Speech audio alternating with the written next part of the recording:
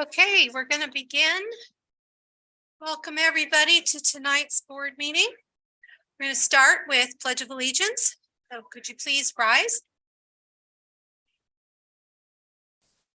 I pledge allegiance to the flag of the United States of America and to the republic which stands one nation under God, indivisible, with liberty and justice for all. And now if we could take attendance, having each board member introduce themselves, starting with Anya. Hi, everyone. Anya Iapin, student board member. Hi, everybody. Jesse Van Zee, board member for Area 1. Good evening, everyone. I'm Susanna Ordway, representing Area 4. Good evening. I'm Shelley Clark, representing Area 2. Hi, I'm Laura Bratt, and I'm representing Area 3. And Rachel Hurd, representing Area 5. Okay, so that's attendance. First thing on our agenda is student recognition, one of our favorite parts of every board meeting. So tonight we are, or this month, we are recognizing the tremendous achievements of high school winter sports teams and student athletes. We're so proud of the accomplishments of all students who participate in a sport.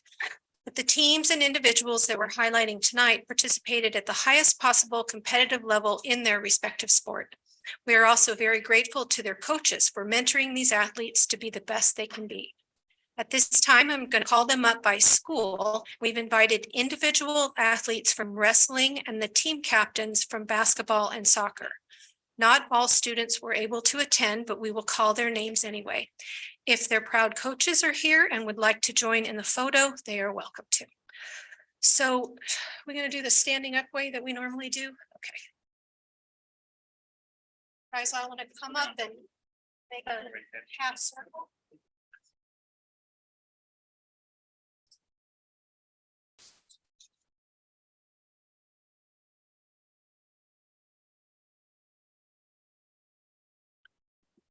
So for California High School, whose men's basketball team made it to state, we have Amari Gray, Kellen Torrey, and Luke Wallace.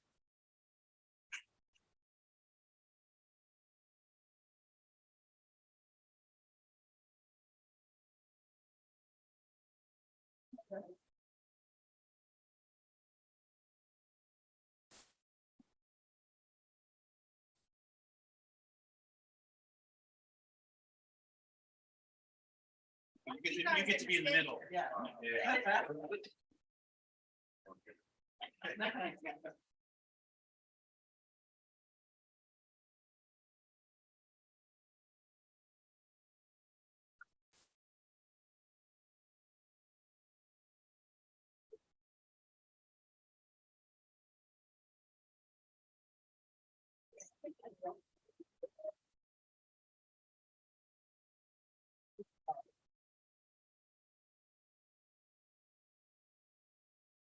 For Doherty Valley High School, whose men's basketball team made it to state and won the NCS Open Championship, we have Ryan Beasley, Connor Sevilla, and Landon Edmond. They couldn't be here. For Monte Vista High School, who sent a wrestler to state competition and whose women's basketball team competed at state and were the NCS Division I champions,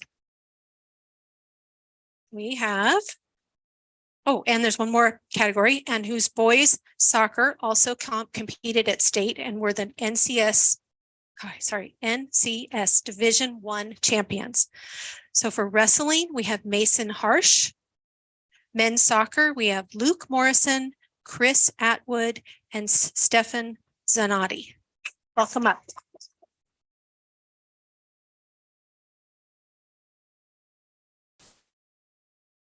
And I have 3 more students to add on for Monte Vista. We have women's basketball, Nia Coleman, Serena Nagra, and Rachel Brands.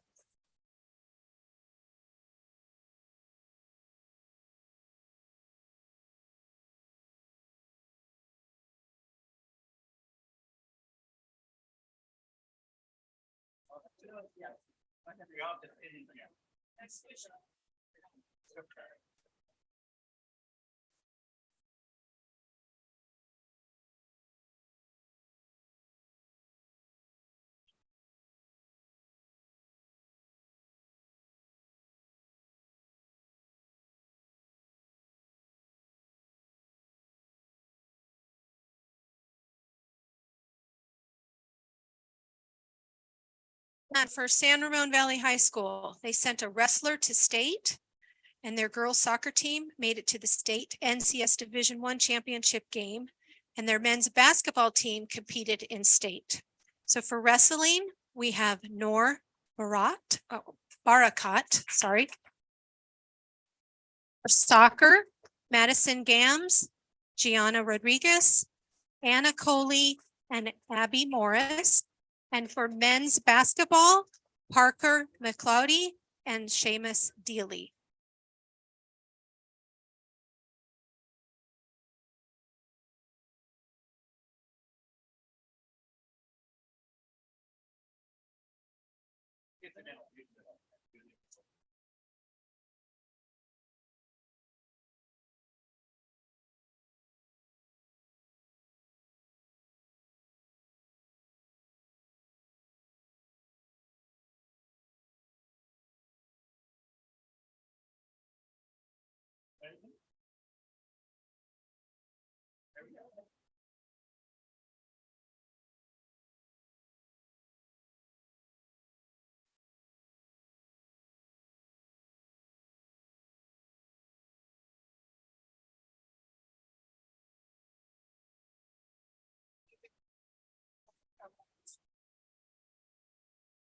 We need to like make a space in the middle for the kids and we make a hole for them. Yeah, just keep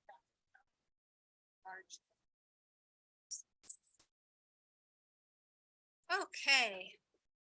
So after student recognition, we have a report of actions taken in closed session. And there is nothing that I need to report out from closed session. That's correct, right? Okay.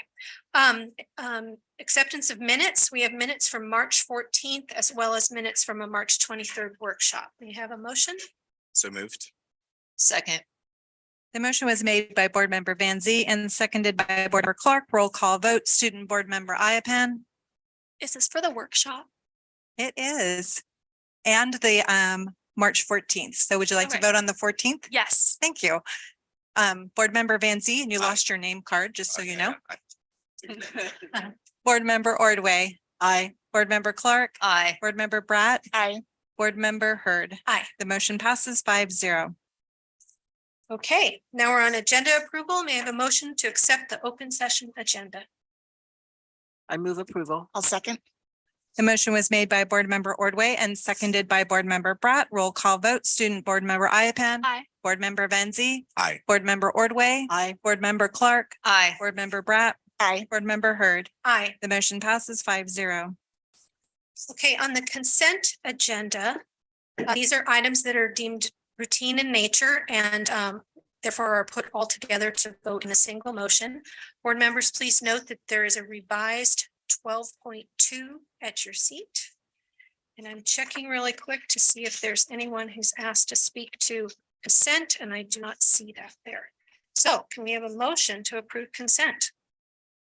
Motion to approve. I'll second.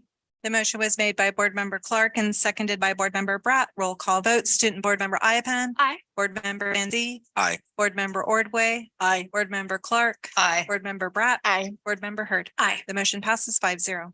Thank you. Now we're on reports to the board. The first one is a school highlight of San Ramon Valley High School. And I'd like to welcome Principal Whitney Cottrell up to talk to us.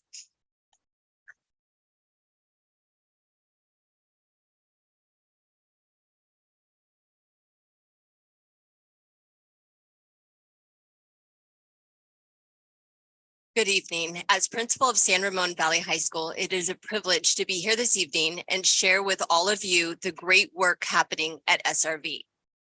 This work is guided by SRVUSD's strategic directions, social emotional well-being, equity, and deep learning and innovation.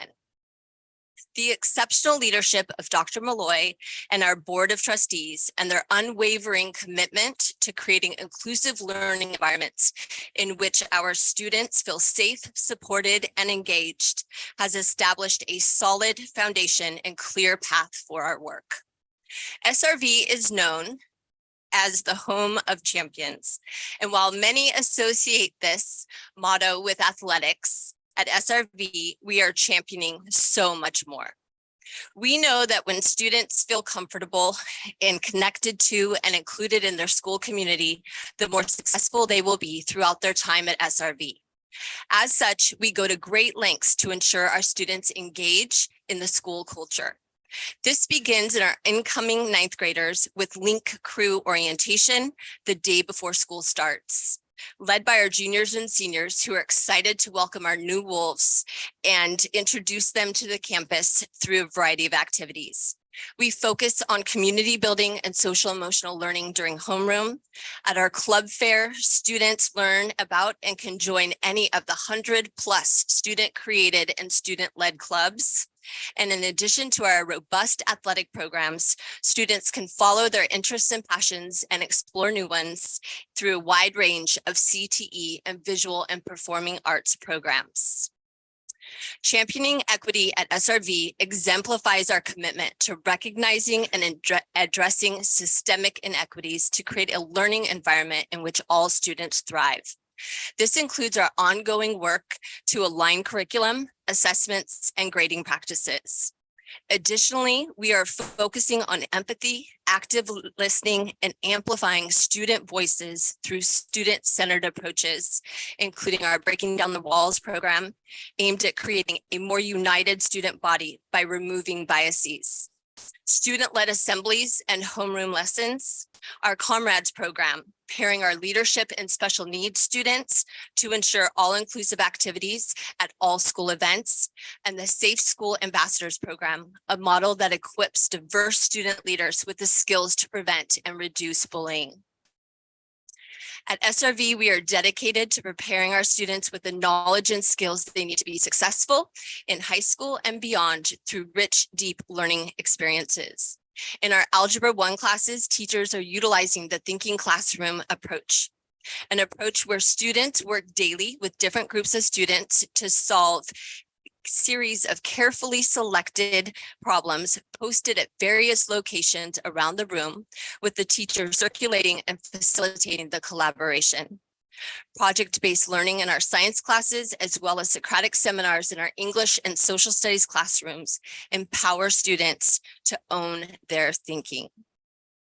Here is a brief example of what championing connections, equity, and deep learning looks like at SRV.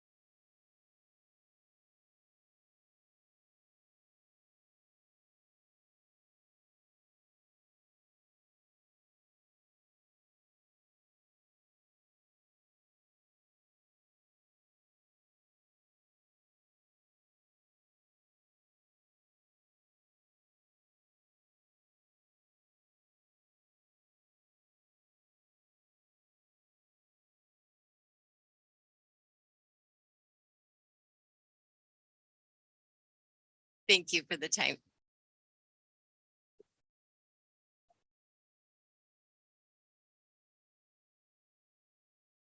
Anybody have any comments? She I snuck would away like- really fast. Don't leave yet. We're so excited to be done. I just want to say thank you because and I get emotional about this. I spent many happy years at San Ramon High School. A lot of the work that I did was at the high school. And I want to thank you for the work that you're doing to raise it up.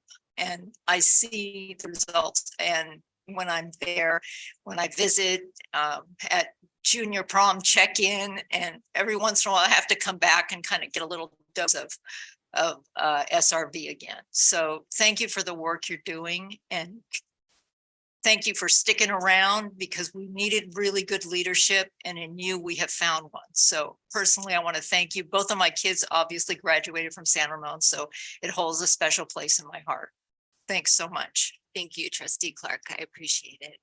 I just kind of want to add my things also, because I had the pleasure a few weeks ago on visiting your school, and I saw all that all the efforts that you had talked about, and especially really enjoyed looking at not only visiting the academic classes, but like the culinary and the to me the famous, because I've always heard this from students, the auto tech class, and it was amazing. So thank you. Thank you.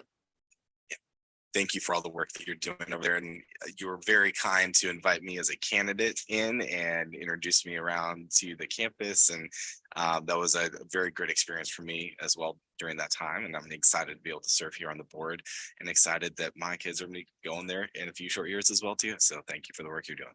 Thank you.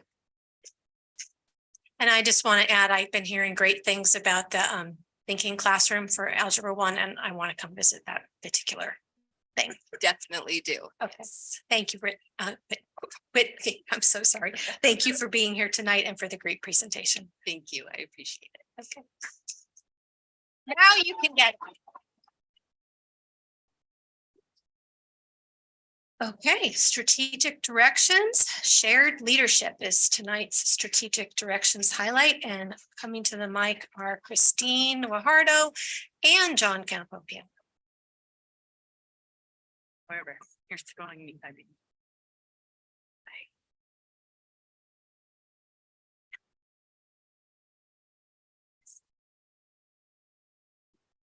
All right, thank you and good evening, trustees and members of cabinet. I am Christine Guajardo, the Assistant Superintendent of Educational Services, and alongside me, I have our Executive Director of Secondary, John Campopiano. And we are here tonight to update you annually on our report around our strategic direction of shared leadership.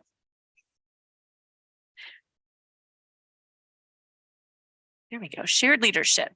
As you know, shared leadership is one of our 6 strategic directions. And part of our goal with shared leadership is really to create the conditions for sharing our leadership, not only with our community, our students, and our staff and families, but to be listening and responsively remain focused on all of our students. Again, we created the strategic directions in 2021 in order to provide additional guidance on how we can build on our success to ensure that each and every student has what they need to learn at high levels. We know that San Ramon Valley Unified School District has a long history of academic excellence. We continue to be committed to this. Hashtag success reimagine. We'll continue to improve by reimagining success because we want all students to thrive in our environments. Tonight, Mr. Campopiano and I are going to have the opportunity to talk about shared leadership with our 3 main goals that we've evaluated over the past year. The 3 goals are to cultivate, engage, and to develop and improve leadership.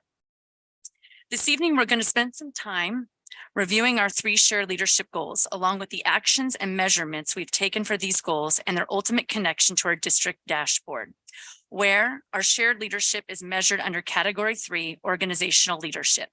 Specifically, we've been gathering global data in 2 specific areas: increasing the number of leaders who complete the preliminary administrative credential under our PASC program, and measuring the participation of community members in our decision-making. Three of the major actions that we've taken this year under shared leadership are growing our leadership, committing to community engagement, and increasing our student voice. And we're really excited to have several students here with us tonight to share a little bit more. Growing leadership. I'm extremely proud of the work that we've done in two areas here. The first being the shared leadership team model. The shared team leadership model is a professional development series that we've created to engage our teams with systematic systems. Led by our executive director, Debbie Pettish, and our CNI team. It's been the ability for them to participate and take our leaders through sessions that they are engaged with their community partners in planning around intentional professional development. The shared leadership team model has continued throughout this year, and we have the intent of running it through next year. Our aspiring leaders, we have 8 aspiring leaders who've been participating in the past county program. They're participating in monthly check-ins with our district team. And this month, we've had the opportunity to set up mock interviews and shadowing opportunities for them to be able to grow their leadership with the intent that going forward, they will have leadership roles in our district, growing our own leaders. Our new and current leaders have ongoing differentiated professional development that focuses on a cohort model.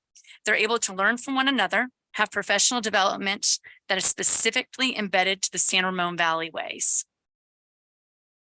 The way we have measured our leadership this year is really through a number of surveys, shared leadership team surveys and administrative feedback surveys that we administer after each session.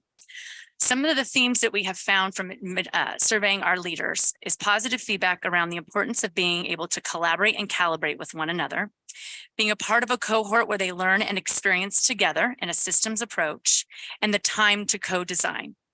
Moving forward, many of our leaders have expressed that in future shared leadership professional development, they would really like the time spent to examine their local information and their local data with their community partners to drive some of their cycles of improvement at their school level in a little bit more of a detailed manner. More time to plan and refine with one another, and more time to just think along one another. Last but not least, we've had our T8 design studio and survey. And for the past year, Hongdu Yen has led the work with Digital Promise in our T8 cohort. This is part of our work with Lead Innovative Schools. And through our shared leadership team model, professional development has been presented to our sites and in turn has been pushed out through principals. Through this district-wide approach, we've been able to change systems, cohesion, cultivate relationship, and examine data in ways that we have not before. I'm going to go ahead and turn it over to John Campopiano. Thank you and welcome. Thanks for letting me share tonight. And thank you to our community partners who have engaged with us. On slide deck, we have some of our actions that we have taken. And I wanted to point out our district steering committee and our PTA Ed Funds affiliates that have all come together for this district. I don't know any other district I've worked in multiple that has such engagement, and thank you. And we look forward to continuing and measuring that. How we measure that is through our thought exchange and surveys. We just concluded our cultural responsiveness survey data will be coming soon to this board, and our California Healthy Kids survey is critical for our school sites to notice trends where students may or may not be connected with school. We know that engagement decreases from 5th grade through 11th grade when we measure through the California Healthy Kids survey, and we're trying to implement new strategies so students and families, partners stay engaged throughout. Now, leading to the part that I think I like tonight is hearing from our students, as it usually is. And we have taken, under Dr. Malloy's leadership, we have come to realize, and I think we all know this in this room, students have the answers. Students are the ones that are closest to it.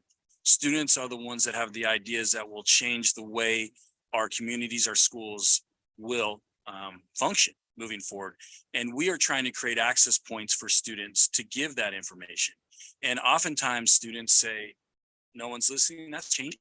We're finding ways from our student senate through our ambassador programs to an intentional explicit direction from our site administration to meet with our students and listen. And this year, all of you have been part of the trustee and superintendent site visits, and those have gone incredibly well. We will be concluding this week with Monte Vista, and students are speaking at those in such clear, articulate ways. It just reinforces. The staffs that come to the meetings are so committed to our students. The students are sharing what they need. And I was on that one with the auto shop. Those students were on fire to show their learning. and the teacher was engaged. And the students then went to the library and shared what they wish for the future of San Ramon. And so those site visits have been incredible. And our steering committees conclude tomorrow night with some recommendations from all of our steering committees, and the engagement from our partners has been incredible. We will continue to use these and other measurements to determine if the impact is where we want it to be.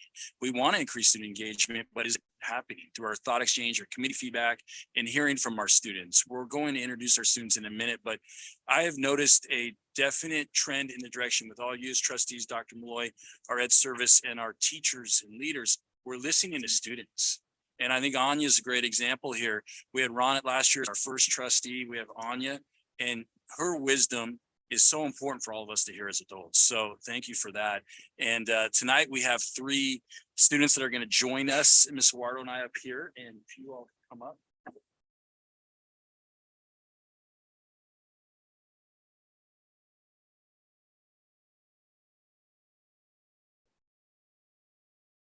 Well, they're very excited, as you can tell. They're ready to roll. And we're just blessed to have each of them. And I'd like them to introduce themselves first from where they're at. And then we'll start with Adam. We'll let Adam share first, and then we'll come down this way. So go ahead and introduce yourself, what school you go to, grade. Hi, my name is Daniel Gross. I'm a junior at Monte Vista. Hi, my name is Donna Aurora Jenkins. I'm a senior at Doherty Valley High. Hello, my name is Donald Simon Blumenfeld, and I'm a student at California High School.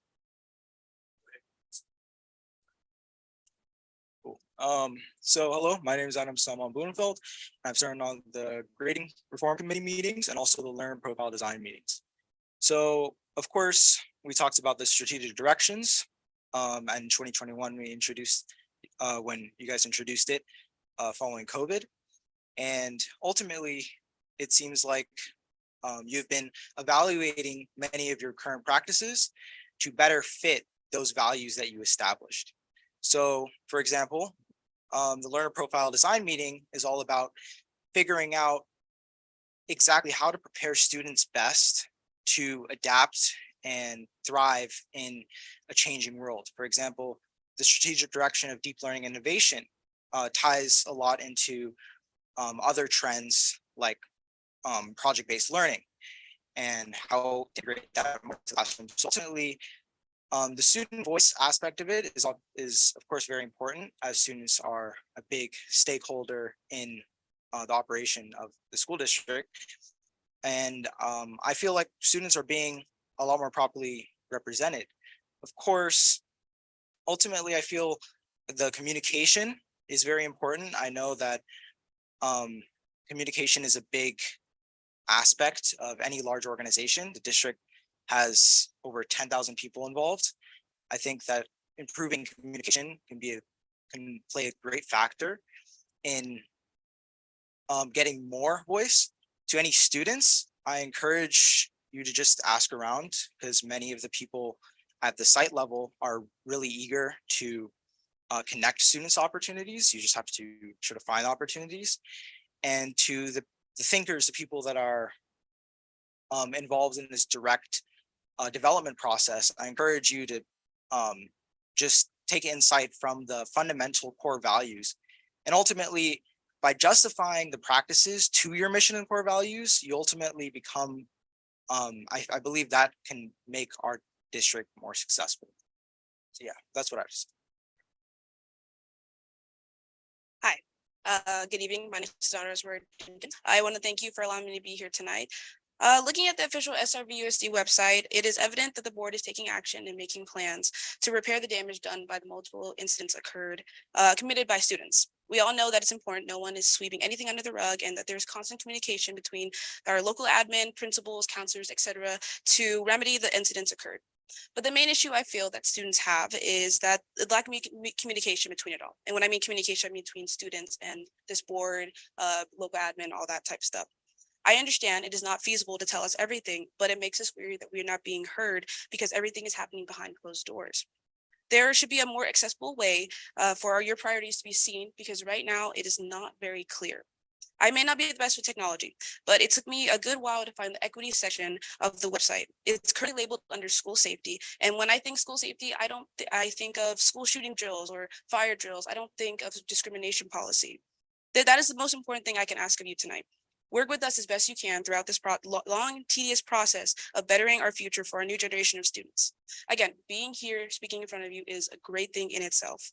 But please understand, you are hearing adults speak. I have to carry this trajectory for the rest of my life. So when I ask for help, I'm asking for everyone's child and everyone's sibling. Make it so I don't have to worry when my little brother walks out the front door in the morning. Make SRVUSD an example, so I don't have to worry about my little cousins being told, go back to where you came from, even though we've lived here our entire lives. We've hit the point at which we need the board to work with us, not just listen. You are the highest power the student body can directly access, and together we can achieve great things. Education is everything. It is where informed opinions start to form, and discrimination is nothing but learned behavior. Thank you. Good evening. My name is Daniel Gross, and I'm a junior at Monte Vista High School. I'm here tonight to emphasize the importance of student voice to the board and to the community. I'd first like to commend the district on their efforts thus far. We already have a student position on the board, and the district has created a variety of committees and initiatives that are available to students, including the Equity Steering Committee, which I'm a member of. One thing I enjoy at every equity steering meeting is that students share their experiences and thoughts on issues that are affecting our district. Providing students with a platform to share their perspectives is a critical component of solving equity issues in our schools. We need to continue to empower students to use their voices and encourage participation in the conversations that will create change in our community. One part of this process, which I would like to see improved upon, is getting the word out about these initiatives. Most students in our district are not aware of the opportunities available to them. And I have many friends and peers who would love to share their experiences and ideas, but they don't know where to go. I would like to encourage the board members and the members of the community to explore how we can recruit more students to participate in these discussions so that we can gain access to as much student perspective as possible. Thank you. Thank you, each of you, for joining us tonight. And can we give our students a round of applause?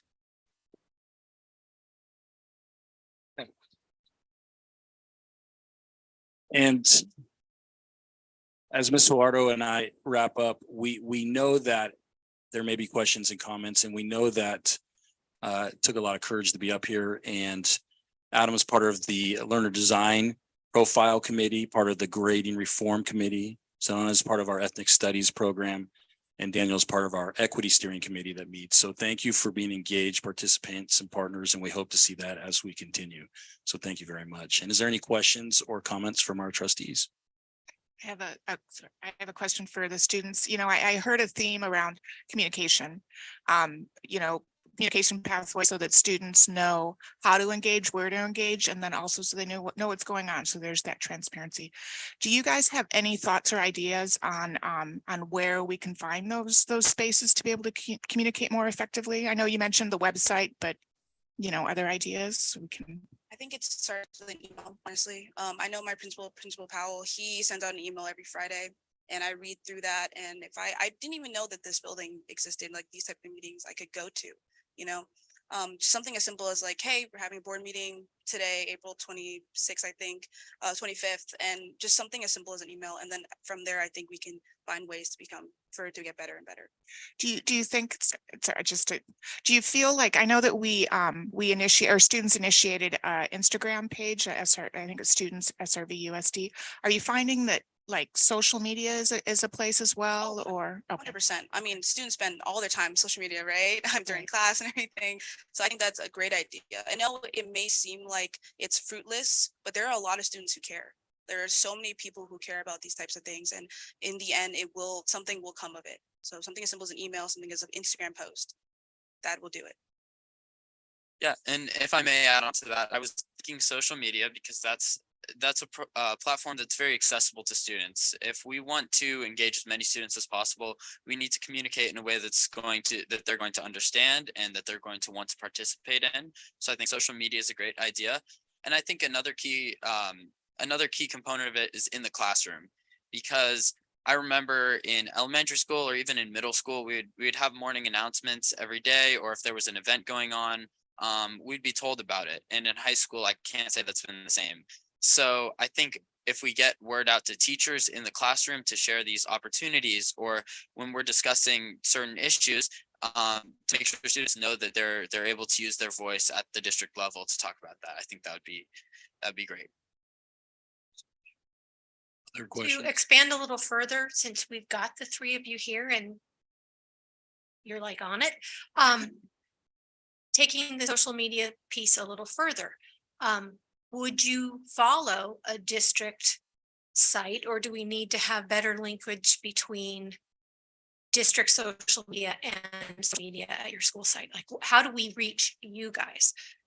So I think maybe a combination, and I think that's something that can be experimented with. I know almost every student at my school follows the Instagram page, or there's even school TikTok pages, things like that. And so I think at the school level, it is very effective if we can kind of work with the school and the district level to get out even more. I know even the school's page itself reposts things from other pages, from different clubs, from different groups, different teams, sports teams. And so if we can get them maybe reposting things from the district, or Getting the Fine. following happening, right? yes, Okay, exactly. good. Thank you, Daniel. I think that's a great idea, actually. I understand the concern. I think if we don't treat it like a corporation type of thing, like it's not a business account, it's a school account.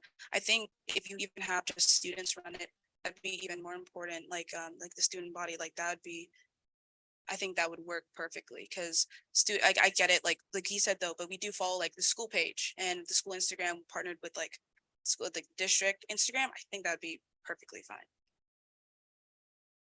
And regarding communication, I know that my organization works with the SRVUSD technology department. I know they've been working a lot on information management at the staff level, and they're planning on extending that to the community later, like of course with the staff intranet.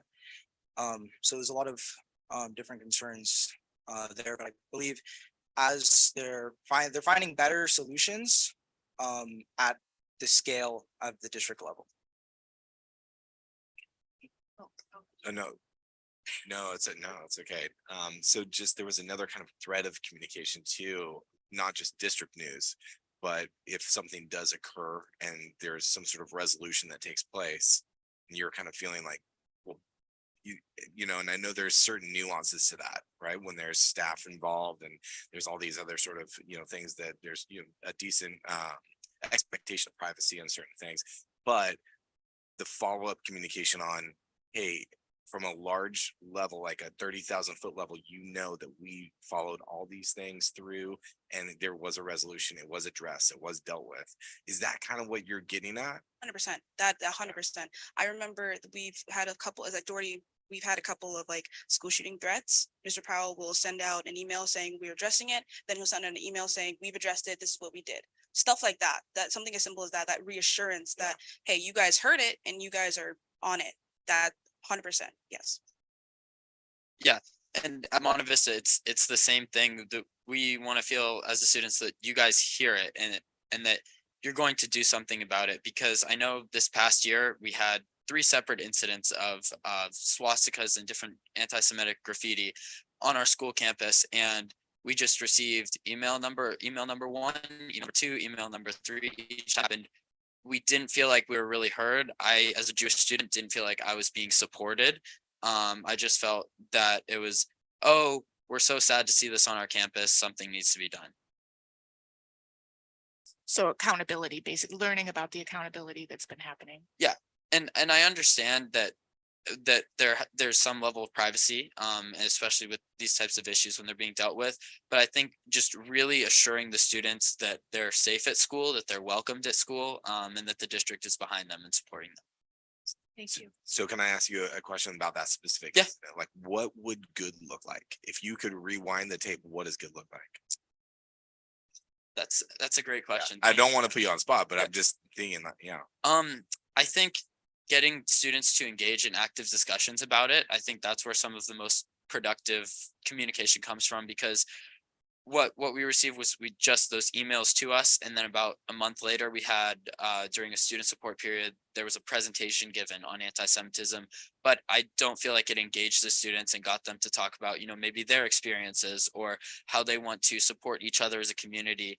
I think having discussions and having having students feel like they're a part of the community and that their voice is heard is probably a lot more effective than just a one-way communication.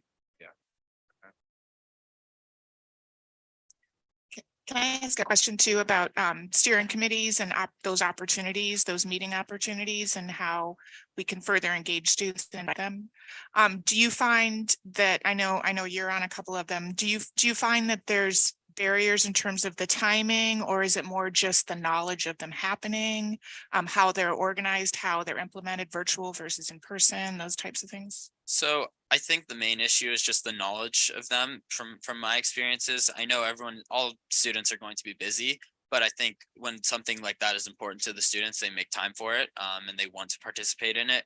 But a lot of students just don't know that they exist. They don't know where to go to voice their opinions.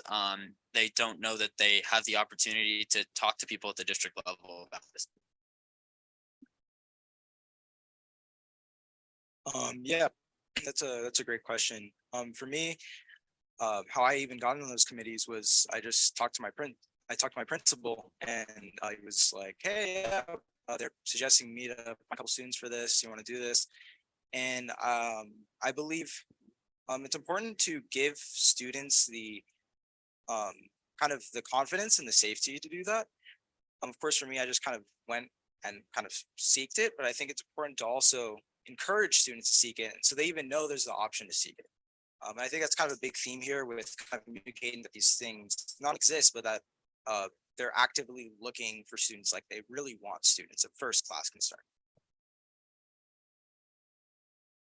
Also, I remember after we had an incident, Doherty again, it's an Instagram thing, and we had a meeting. It was a student-led meeting. It was really great. But the person who was heading it, her name is Makai Saeed. She's very, very involved. She told me that the problem is the attendance. We always see the same people at these meetings and never the people that need to be there. And that to me kind of stayed with me, because I was like, how can we improve that? And I think it's just, honestly, I think it starts a lot sooner than just high school. It starts in middle school. It starts in elementary school. And I think if you guys can get that message out there to younger kids, we won't have these same problems that we're having now. Yeah. Oh. Yeah, and I agree. And that actually brings me to a question about how are we engaging those elementary student voices, and what opportunities and maybe from a student perspective, as a former elementary student, what would you have liked to have seen opportunities look like? And then from the administration, what opportunities actually do exist? Yeah, so I haven't been an elementary school student for a long time. But there are some things that I definitely remember from my experiences, some things that I really enjoyed, such as the multicultural festivals. I think that was a great idea. I think that was an event that really brought the community together at my elementary school. But I remember throughout elementary school, you're always told things like, oh, you can do anything, shoot for the stars, all that. It's great. It's positive encouragement, but we're never able to go anywhere with it. You're not, given opportunities for what to do. And I remember at the middle school level, even in the leadership classroom, you weren't really doing things that could have a major impact on the district or even on your school level. You were planning rallies or school dances, which are obviously important jobs for middle school leadership students, but you aren't able to make a difference, especially with issues like equity, or when you have different acts of hate happening at the school campuses. You're never really provided with a platform to address those. So I think giving the students, especially at the middle school level, a chance to also talk about it, because despite what some people think, they're very mature as well. I have a sister who's in middle school, and this past week I went with her to listen to a Holocaust speaker. So I think middle school students are definitely able to handle serious issues, and I think their perspective is just as valuable as high school students. So providing them with the opportunities for those types of things, and then back to what I was talking about at the start, is creating that sense of community as a whole with different events that make everyone feel accepted and included. It's like the consistency of it is very important. And I also think if we take away I learned about the Civil War in 8th grade, and that stuck with me because I love history, but a lot of people, it didn't, because they had to memorize it and then take a test, and that completely just went out the window. If we take away that, your grade depends on it type of thing, I think it will stick with students a lot more. The consistency of it, again, is very important. Like you said, we have those festivals like 5th grade, but then middle school comes and nothing, you know? My little cousin, he's 12 in 6th grade, and he's being bullied. And honestly, it was kind of like culture shock to me, because I was like, that's still going on. Like, there's still bullies and like for your race. Like, why does that matter? And it's just because people, they don't know any better. And because I think education plays a big role in that. You know, when I learned about the Civil War, like that to me was like, it gave me an outlet, like why it's still happening today. So. I also believe it's very important. Like the consistency is very important, and also building into the curriculums, not as just kind of like an addition to the curriculum, but building it as a fundamental component of the curriculum. So for example, and I believe that project-based learning is a big part of that. So students get to take agency and have freedom in what they're actually going to be doing and learning. We know in our changing climate, there's like a gig economy and stuff like that, where you're doing things on a project by project basis, and you have to learn how to do these things on your own. And it's the same thing with even taking advantage of opportunities like this. You might have to go out and find these opportunities your own if you go to a big company, finding leadership positions. So I believe it's important to build that directly into a fundamental component of the curriculum for students to take agency. Yeah, and if I could add on one more thing about what you were both discussing of at every age level and having consistency, specifically with the issue of anti-Semitism at Monte Vista, working to combat that. One thing that I remember throughout my entire elementary and middle school experiences is we talked about civil rights, we talked about Martin Luther King Jr., and we've talked about throughout all of American history, slavery and the atrocities that came with that. And so I think the district does need to do more for Holocaust education. I think it's a topic that especially when we're seeing these incidents happening at high school level, where there's no excuse for students to not be educated on the Holocaust, I think that's something I'd like to see more of at all levels. I do have a quick question for actually administrators. I know that, Student Senate, right? It's on our high school and middle schools, and that's another way for students' voice, right? Do we have anything like student council or anything like that in the elementary school? We do probably All in the listening. schools? We do have a layer of student council. I would say the involvement of all elementary students to the marked degree that you guys were naming this evening is probably the flow through that is missing, and building some more capacity beyond the walls of the classroom.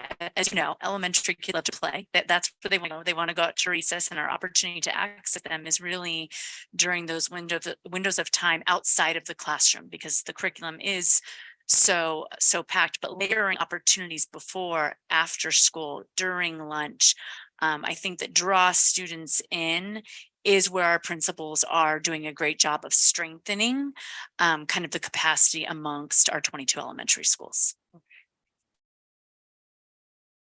And that is the depth that they're speaking of. Dr. Molay has said to us many times, and I agree with this, students, and because of Student Senate said to us second or third session, would it be helpful for you as a district to bring that to us before you decide to implement? And they weren't saying in a way that they were just pointing out, and that's the idea, that we don't need to just do, and I love all the school spirit and we need all of that, but Daniel and Sononia and Adam can help us with massive decisions around our strategic directions if we engage them and listen and help them feel that we're not just wasting their time, that we're going to act on it. So thank you so much. I think there might be more questions for you. I was just going to make a comment, not saying that, communication, and you said within an organization like a business, is always something you have to keep evolving and then measuring. Is it working? Are people opening emails? Are they reading to the bottom? Things like that. And I can say the communication team at the district, I've been able to see so much of what they're doing on a daily basis. They truly do care. They're constantly trying to reevaluate what's a better way to do this. So I only say that to not say that we've solved any sort of issues, other than that the team really does absolutely care. And also for the parents too. We want the parents to understand what's going on and how to communicate better with the parents as well too, which is different ways sometimes than the students. And so I just want you to know that, you know, for me as a board member, and I don't want to speak for everybody, but I'm sure that they share that too. We really, truly do care about communication. So. I know John wants to say something and we also have a yellow card. So I'm going to do superintendent and then I'll call in our public speaker. Okay. And I'll just close this amazing presentation. Thank you to our students. Thank you to all of our community who engage us. I want to bring us back to why shared leadership, as we learned from Christine and John, is foundational to our strategic directions. We all go to many meetings. You've all accompanied me to all of our schools. And we oftentimes hear something that we are trying to actually shift. And what we hear sometimes as a group of superintendent and 5 board members is, what are you going to do about ... What are you going to fix? How are you going to do whatever it is that's the issue at hand? And part of shared leadership at its core is that we have a very significant role to play with other district leaders. You set direction and align our resources to that direction and ensure that we're fulfilling that direction. And our district team takes that and does everything we can to support the work. And so we have a really important position, and I shared that with students just last week at the Ethnic Studies Forum. The however is, if we're really buying shared leadership, it isn't going to change unless what goes on in classrooms and in schools shifts, which is why we work as a district team, and I see some of our principals in the room, probably every day sometimes, but certainly weekly, to try to ensure that there's not only a direction coming from the district, but that what's happening in schools is influencing that direction. That's another level. The next level is our parents and community. And we know our parents and community have a really diverse perspective regarding what we're supposed to do. We hear it here every month. So shared leadership is about creating the space for that diversity to be respectfully shared. We can't always solve the problems. In some cases, it isn't actually our job to solve the problem. But when it comes to students feeling safe, cared for, respected, and included so that they can learn, that is our job. Wouldn't it be easy if we all agreed on what that definition is? But that aside, we've been talking about student voice across this country and across this world, because I was in another country for literally 2 decades. But what we're trying to get better at is, if you don't create the right conditions where kids feel safe and heard, this is me listening to you, where we don't communicate the impact of what you've shared, and when frankly, we who are the adults get out of the way so that your voice fills the room, because that's who we're focused on, which is why we actually thank you, Christine and John, for making this happen the way it did, with 3 amazing students who represent 30,000 students. But I do want to close the presentation by saying we will do our work most effectively when we create the conditions for the majority of families, staff members, and students to feel heard. When we disagree, it's respectful.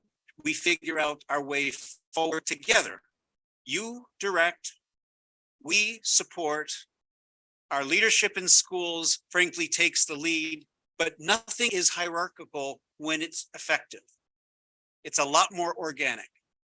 And what I'm taking away from you, our students, is please listen to what we're saying, but don't just listen, do something.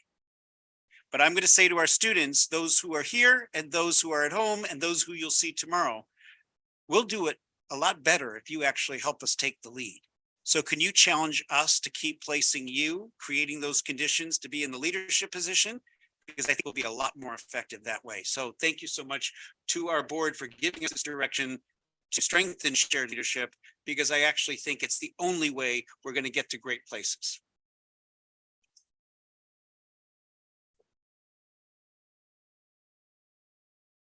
Okay, public comment on this item. We have a card from Aiden Yelkubin. Oh, that was incredible. I've been to a few of these meetings now, but that's the most satisfied I've been with starting off a meeting. That's a great way to start off. So I really like what Daniel said about in the classroom. We need to include this in the classroom, and I see a lot of people are agreeing with that. I think educational authorities have failed to encourage students to challenge norms, power structures, and ongoing local political matters within public classrooms. An emphasis is placed on the measurement of merit through memorization, like they talked about. So while the segment on shared leadership was, I mean, it's incredible, but my only critique is when we're talking about leadership, my critique is of the language we're using. We teach students to get ahead in the same way we do in the classroom when we talk about shared leadership. What we fail to do is teach them to get together, which is the fundamental of social justice. The most effective change makers won't be the ones who make change alone as leaders. They will be community members who are trusted. And we live in an age where anyone successful or in a powerful position or in a position of leadership is seen as distrustful because of the horrible past that shaped the advantages that a lot of people have nowadays.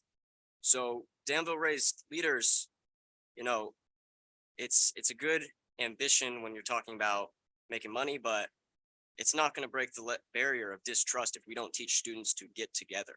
That's what's going to make the change. And wow, I just want to really thank the students who just spoke. A lot of what they talked about was about voluntary representation of students who, you know, it's self-initiated, self-facilitated representation, like me coming to this board meeting, knowing about it. Someone told me about it, I got word. We got the word out.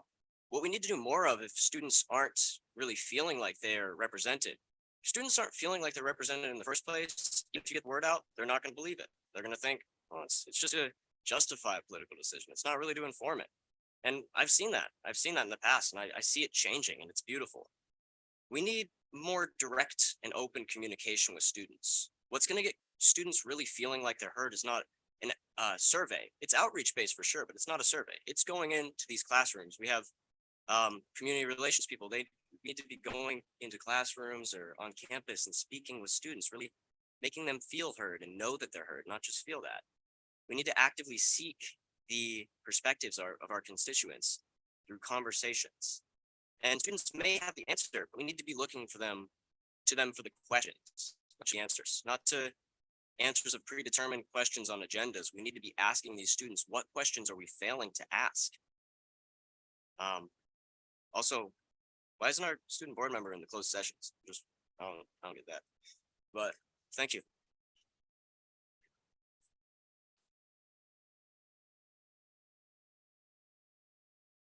Rachel, can you answer why the student board member, or can someone, I guess, legal or I don't know.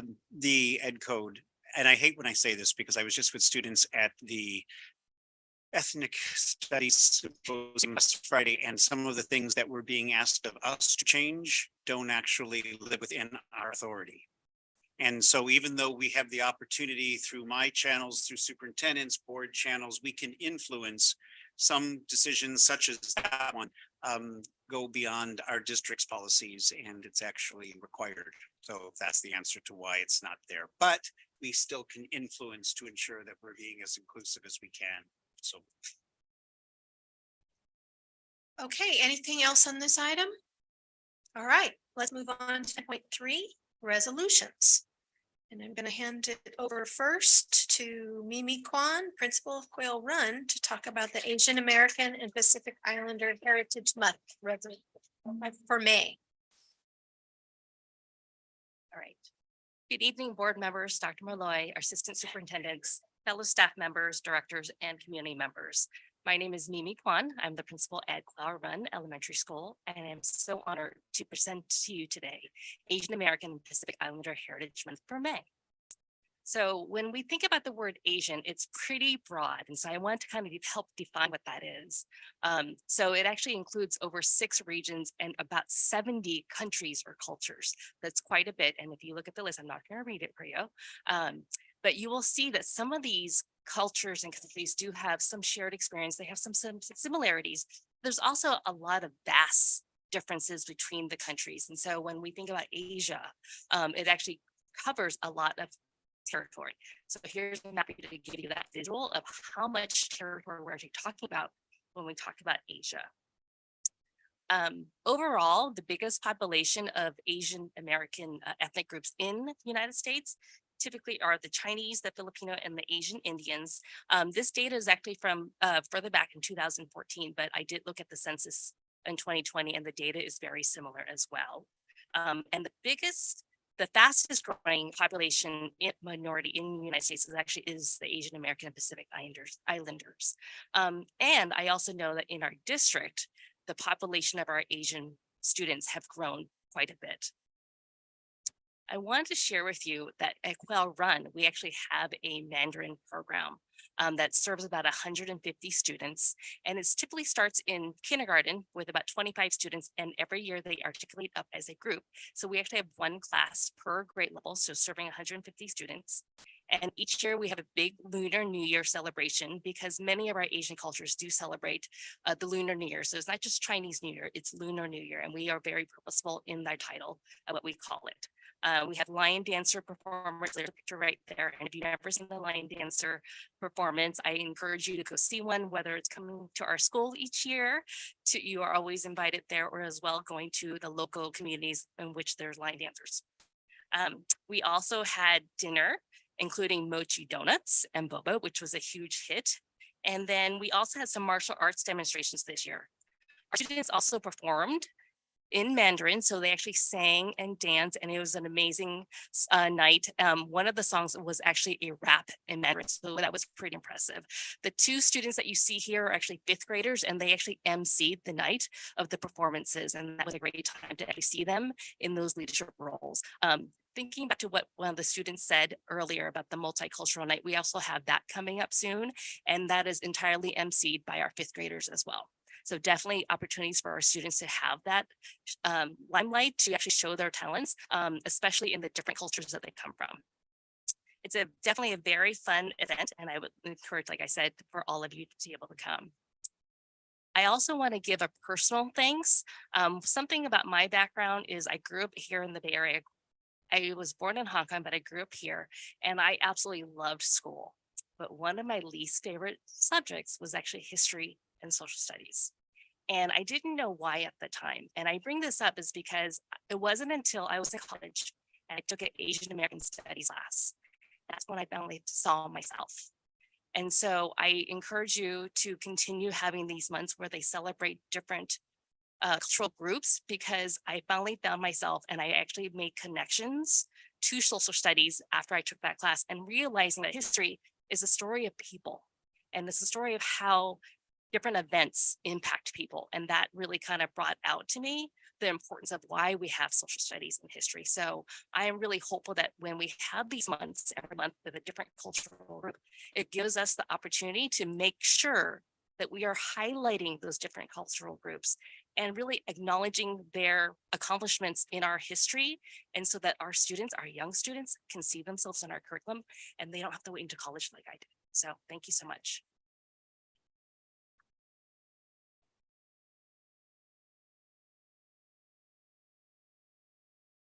Thank you, Mimi. We have another resolution presentation on Mental Health Awareness Month for May, and I think Jessica Golson's coming up. Oh, and Kate.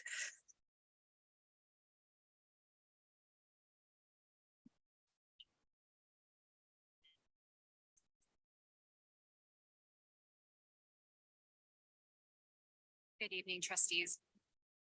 Good evening, trustees and community members. My name is Kate Nolda. I'm the Assistant Director of Special Education. We'd like to welcome you to the presentation around the Mental Health Awareness Month. This is one of our resolutions this month. Mental Health Awareness Month takes place each May. This year, as we've done in the past, SRVUSD joins the national movement to raise awareness about mental health. Each year, those that participate in Mental Health Awareness Month vow to fight stigma, provide support, educate the public, and advocate for policies that support those individuals who are struggling with their mental health. We want to affirm the idea that people are inherently worthy of life, love, and healing, no matter what they look like, no matter where they are in their journeys, and no matter what they are or aren't able to do. Many of us often think about mental health challenges specifically as it relates to common characteristics of depression and anxiety. However, mental health is much broader and more complex than that. We have seen increased reports of languishing or the feelings of being stagnant or empty, but we've also seen some students who are struggling to manage their behavior. This can look like increased risk-taking behaviors, difficulties concentrating in class, and school avoidance or poor school attendance. The statistics are unfortunately very sobering. According to the National Alliance on Mental Health, 1 in 6 students experience a mental health disorder each year. The majority of students who are experiencing depression did not receive care last year. And approximately 46% of young adults report feelings of anxiety and/or depression within the last year. These numbers continue to increase year after year, even after students have returned to school following the pandemic. A recent study completed between 2011 and 2021 from the Centers for Disease Control and Prevention noted some additional concerning trends. The percentage of female and male students who experienced persistent feelings of sadness or hopelessness increased during this time period. However, while all teens reported increasing mental health challenges, experience of violence and suicidal thoughts and behaviors, girls fared worse than boys across nearly all measures. The new report also confirms ongoing and extreme distress among teens who identify as lesbian, gay, bisexual, or questioning.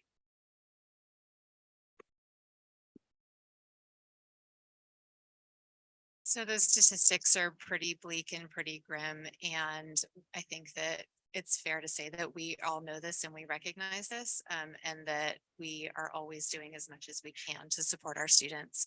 The things that are listed on this slide are specific to elementary and secondary in the top half of it and are addressed at all levels in the bottom half of the slide. So we have specific programs such as Harmony SEL, Zones of Regulation, and the Rainbow Room in elementary, in addition to our elementary counselors that are now in their second year. And then secondary, we have various types of small groups. We offer the signs of suicide presentations in 9th and 11th grade classes. And then we have school and support counselors. At all levels, all of our staff is learning and engaging in restorative practices on our schools.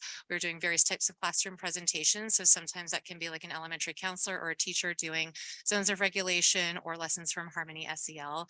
And at secondary, it can be access periods. It can also be pushed into the classes. We've had some staff training for transformative social and emotional learning, which is really CASTLE's new model, the collaboration for academic and social emotional learning, their integration of equity and social emotional learning to achieve transformative equity in schools. We are still working, and we will always probably continue to work on coordinating our services and accommodations to more efficiently serve our students. We have tiered supports in response to our social emotional well-being screeners that we administer. We have parent education opportunities, and if needed, we engage in crisis counseling. So all of these things have happened. We've increased some of these supports over the last couple of years, and we continue to work to support students and meet them where they are, where it is needed. We found this quote that I think really kind of speaks to how we're trying to move. That if we start being honest about our pain, our anger, our shortcomings, instead of pretending they don't exist, then maybe we'll leave the world a better place than we found it. And I really feel like this quote is indicative of how we need to move forward and name the problem, reduce the stigma that often surrounds mental health. And if we address it head on, then we may hopefully get better, stronger results. These last 2 slides contain resources for people. If you are struggling, please do not hesitate to reach out, to call, or to text. And there are a bunch of different crisis lines on here and on this slide. Thank you.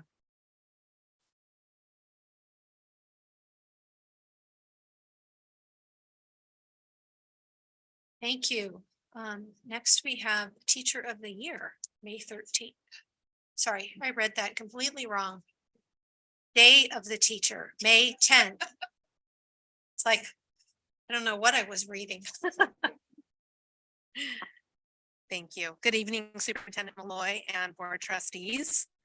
The month of May is the time of year that we take the opportunity to honor the important contributions of public school employees. We're highlighting it this month in order to bring community awareness to upcoming important dates. I would like to begin my presentation with highlighting Classified School Employees Month.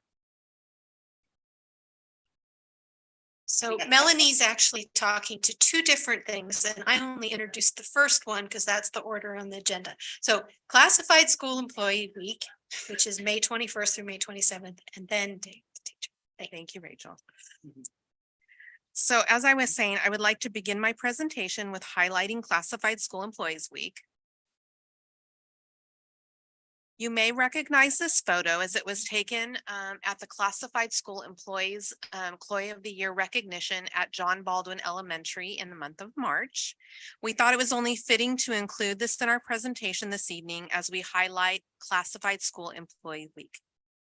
As you may know, state law designates the third full week of May of each school year as Classified School Employees Week, and this year it will be held May 21st through 27th. This annual occurrence allows us to acknowledge, celebrate, and express gratitude to our classified employees for their significant contributions to the educational experiences of our students in the San Ramon Valley. We all know that our classified employees are vital to ensuring not only that our schools are up and running, but more importantly, in making an incredible difference in the lives of the students that they serve. Rightfully, they have earned our respect as educators and partners in our community. This includes our bus drivers and van drivers, child nutrition team, clerical staff members, maintenance and grounds team, warehouse team, paraprofessionals, campus safety, and technical employees. We encourage all members of the San Ramon Valley staff and parent community to mark their calendars and take this opportunity to celebrate, express gratitude and appreciation for our classified employees during the week, May 21 through 27.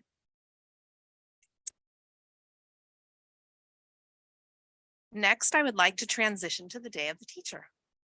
Day of the Teacher is May 10th, and it's observed during the week of May 8th through 12th. The photos that you see before you are from New Teacher University and also the recognition of this year's Teacher of the Year recipients. We use these photos to highlight that May 10th is Day of the Teacher. It is intended to honor instructional excellence in our public schools and recognize that quality public schools and public education is the cornerstone of strong communities. California Day of the Teacher has a long and rich history. It was modeled after El Día de Maestro, long observed in Latin American countries. The Day of the Teacher arose out of legislation co-sponsored by the California Teachers Association and the Association of Mexican American Educators, and it was adopted in 1982. Each May, we recognize the vital contributions of our San Ramon Valley teachers to acknowledge their extraordinary contributions to students and their vital role in growing and mentoring the next generation of teachers. We are very fortunate in this district to employ a cadre of extremely talented, creative, and dedicated teachers committed to supporting the students of the San Ramon Valley. We encourage all of our students, parents, and community members to take this opportunity in May to let our teachers know how special they are, how much you appreciate them, and what a positive difference that they make in the lives of our students each and every day. On behalf of the Superintendent and Board of Education, we sincerely thank and wish our educators a happy Day of the Teacher and extend our appreciation and best wishes to our classified employees for a wonderful Classified Employees Week. Thank you.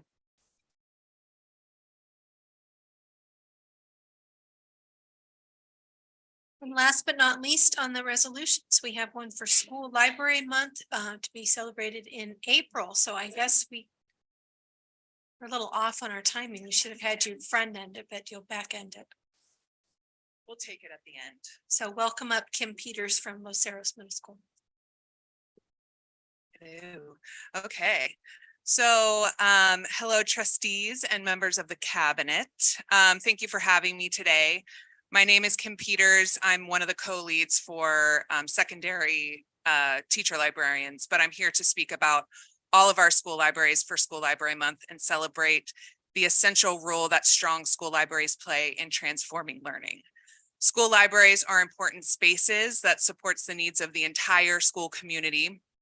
We love School Library Month as a way to celebrate our library programs that we've worked so hard to build. As many of you here who know us know that we love our school library spaces and programs, and we value the district's support to keep our students and schools thriving.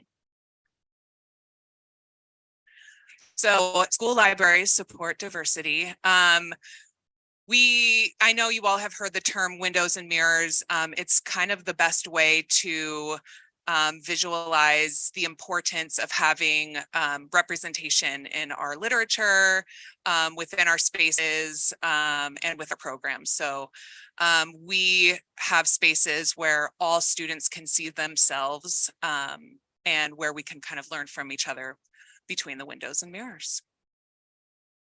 School libraries connect with students. We love our connections. As you know, we have our own library standards that connect with the curriculum standards at all the levels. And we love that we can collaborate with everyone. But our school libraries are vibrant learning spaces. We love our innovation maker spaces, different programs that we run at our libraries. And school libraries, this is very, very important for us, is that they are safe places. School libraries offer students a safe and dependable space on campus. And it's also a place with which students can express themselves, but also develop and access opportunities for different leadership roles with volunteering that aren't like the traditional leadership roles with student volunteering. We have a lot of students that work through their lunches to support the library space, but we love our spaces, our safe spaces for our students. Here's just some students in action. We are also lovers of innovation and technology, incorporating that within our spaces. We have various maker spaces that go on at our schools, and which you can see there. And that's what I got. Thank you for supporting our spaces.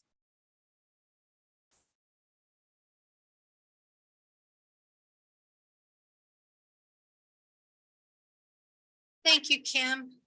At this time, it's 10.4, public comment for non-agendized items. I do have a few cards here. And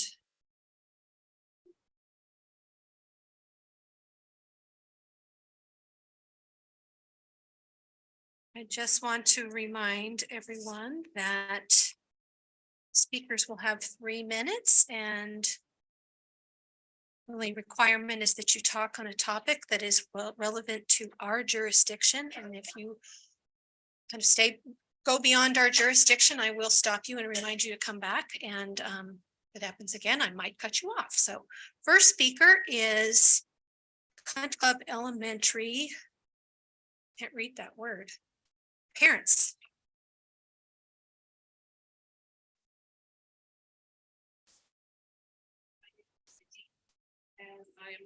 And I'm actually in California. And my son goes to elementary school at Country Club.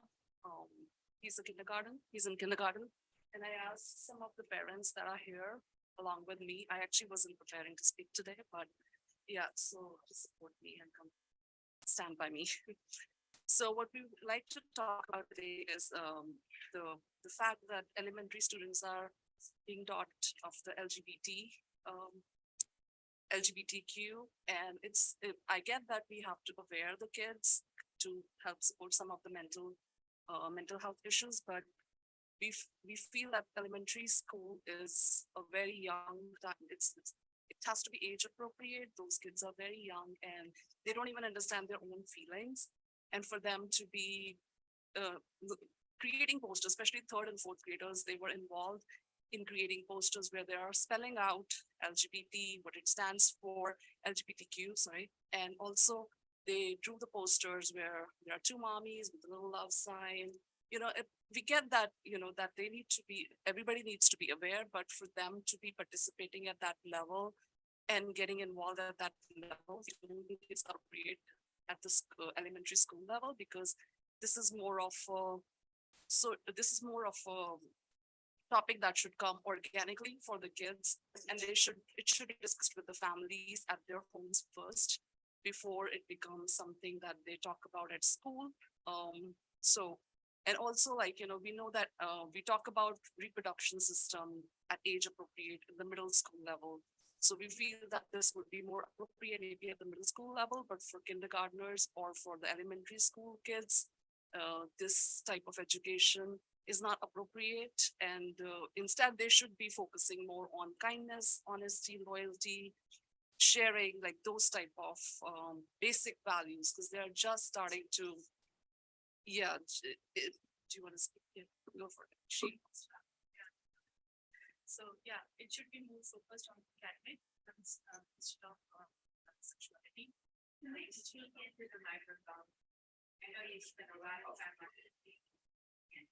Sorry, this is our first time. I have never talked. So yeah, so at elementary school level, what we as a parent want that it should be more focused on academic, and it should be more focused on social emotional issues like sharing, kindness, something like that. Nothing about the sexuality teaching for them. When the kids come home, they ask the second grader, third grader, my daughter, she asked me the full form of LGBTQ and what it stands for. And she has read it in the poster, but I can't explain her in detail because it is not age appropriate for her. So that's my concern.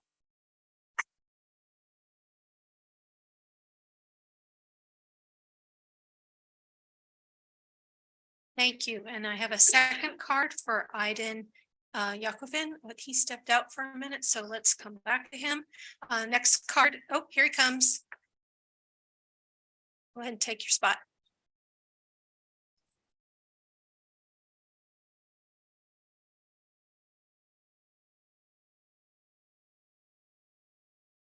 So I wanted to talk about how we don't structure educational environments to be accommodating in themselves. We recognize that there are underserved students and communities, and we build target programs to help them, but we don't allow students to navigate and find out the way they learn the best and the resources they personally need. We've been talking a lot today, especially about the conditions that we need to create to allow students capability of success, but at the same time, we don't provide resources at need. We provide targeted accommodations, for example, when it's IEPs, they only reach students with the privilege of a diagnosis or parent that has time to take off work. In doing so, how are we protecting students' right to access education? Why do we need to justify the necessity of service as if education is some sort of entitlement? We can create accommodating environments by providing these resources at the needs of students rather than making them prove it. Take Assembly Bill 1127, for example. It gives transportation to students who've experienced bullying at their parents' request. They don't get to take responsibility for their own education yet until they're 18. So that kind of leads into the issue. I didn't have transportation a lot of my freshman year, and for that reason, I didn't finish high school. I went to DVC. I didn't feel like this community really recognized me as someone who deserved these resources or to even be a part of this community because this was just overseen. I asked for this resource several times and never got it. Until years later, it was like, oh, we can figure out a way. But if I were to claim, oh, I've been bullied, then I can get these resources. It just doesn't make much sense. Also, I wanted to talk about how restorative justice is not a substitute for transformative justice. I've seen time and time again that restorative justice has been used as a way to absolve the district of responsibility, as if it's some kind of response to potential litigation rather than some helping and supporting students. It's really disappointing to see. But that's just then what else? Teachers can't afford to live in the area. How can they even be represented? We can have diverse education. How can we have that if we don't have a diverse student body that's actually able to live in the area? How are we doing our students any service? We attract and retain talent in executive positions with high salaries, but we don't do the same for the most important people in our education, the students and the teachers. We preach education as a practice of freedom, but we don't give students the access to academic databases where they can learn what they want to. We just need to. I'm out of time. Now, I'm not an exception. I'm proof of a larger pattern here, and you'll see this more. And today was a great way of proving that to me, because I didn't believe it until very recently. Thank you. Thank you. And the next card goes to Leonard Matthews.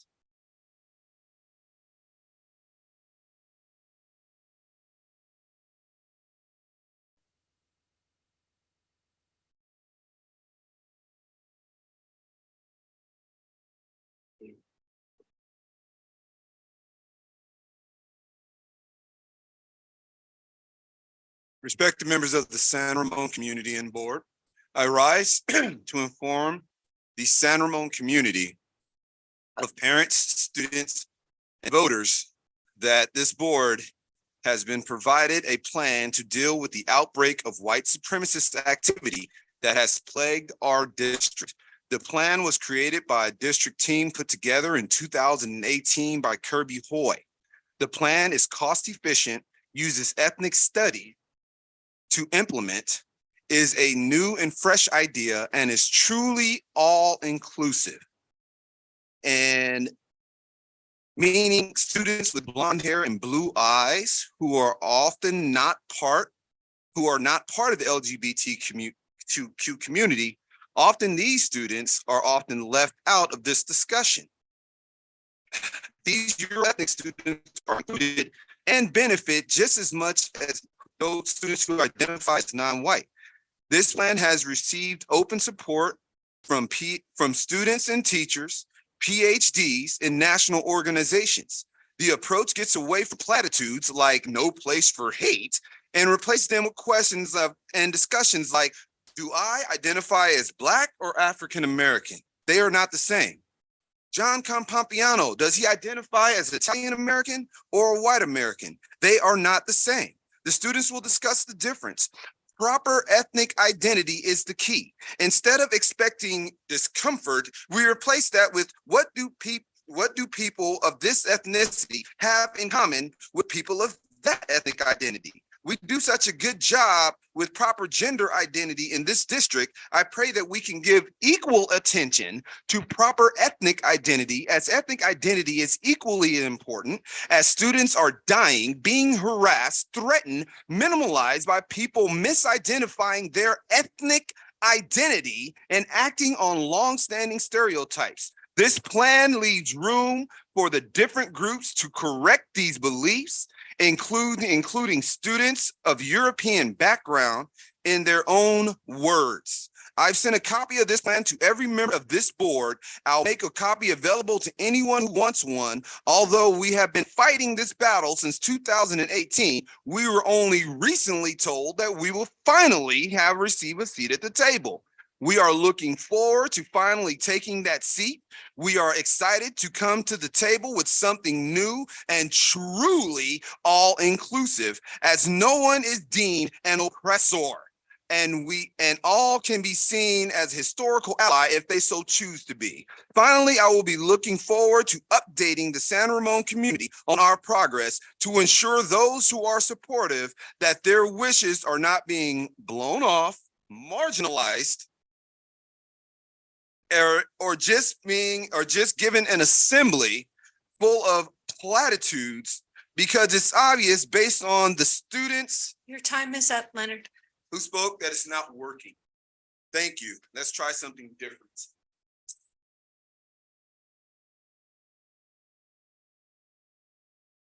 Next public speaker is Bob Allen. And Bob will be followed by Mike Harada, and that is the last one.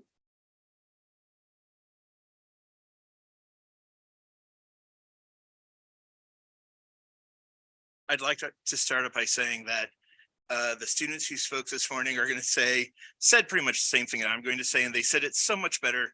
I apologize that you have to listen to my doggerel.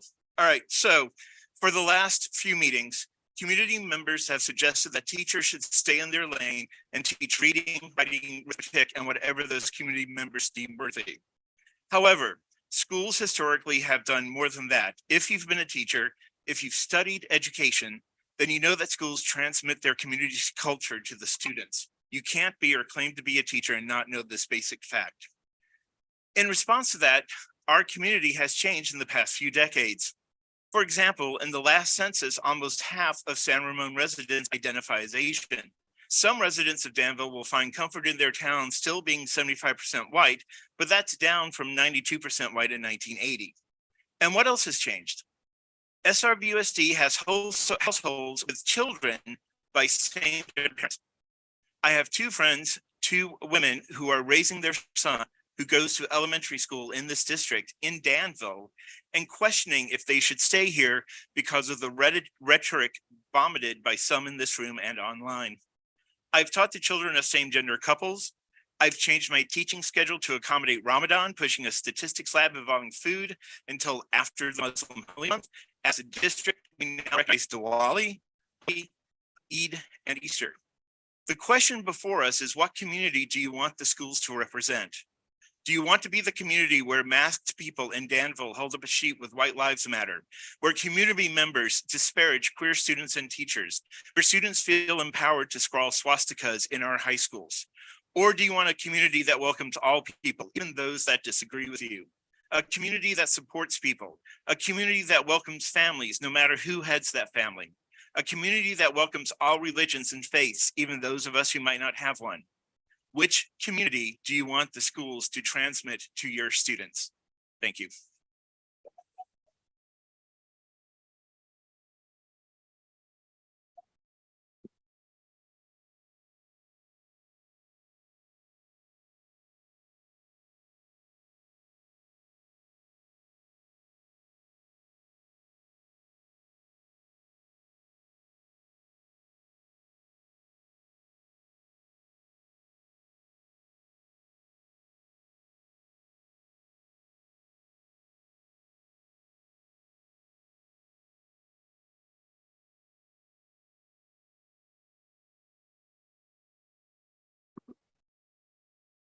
Speaking of libraries, 5 of many pornographic books at issue in the high school libraries here are displayed on the sign behind me.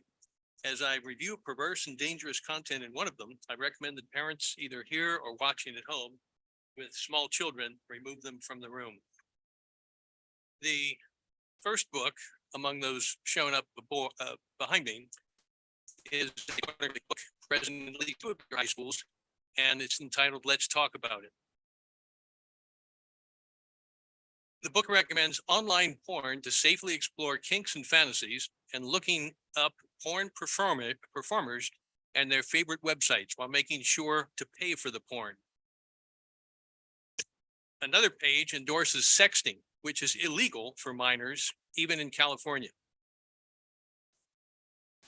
Excuse me. This page recommends male masturbation, and the text is perhaps more pornographic than even pictures. The same is true for female masturbation. And these are illustrations in a book that's featured in the high school libraries and food libraries. Here, the anus is described as a primo erogenous zone for touching and penetrating. And so, says the book, you can have an absolute fun with a healthy eating of gluten if you circle your butthole with your finger, pausing any time the spot feels extra good. Dip just the tip of your finger inside, let your anus put in when it's ready, instead of forcing it, dive deeper with your finger or butt plug.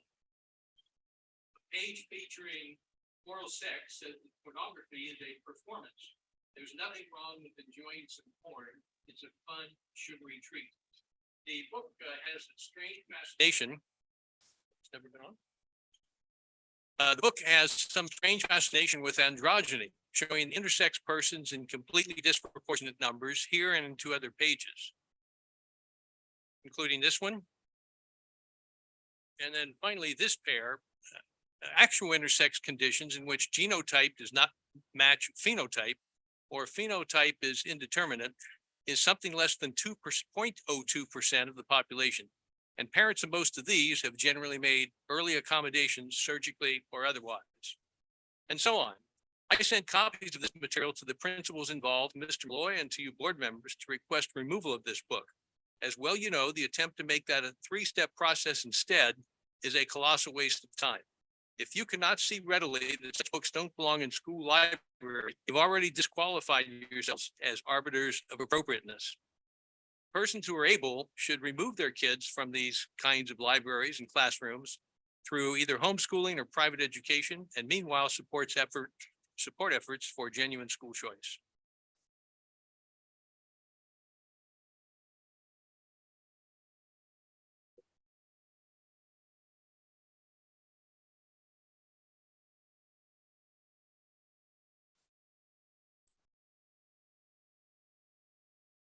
Okay, we're going to move on.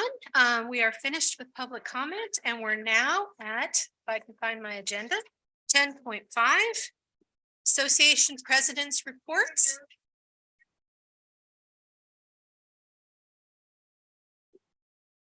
And Tammy Castelluccio is coming forward.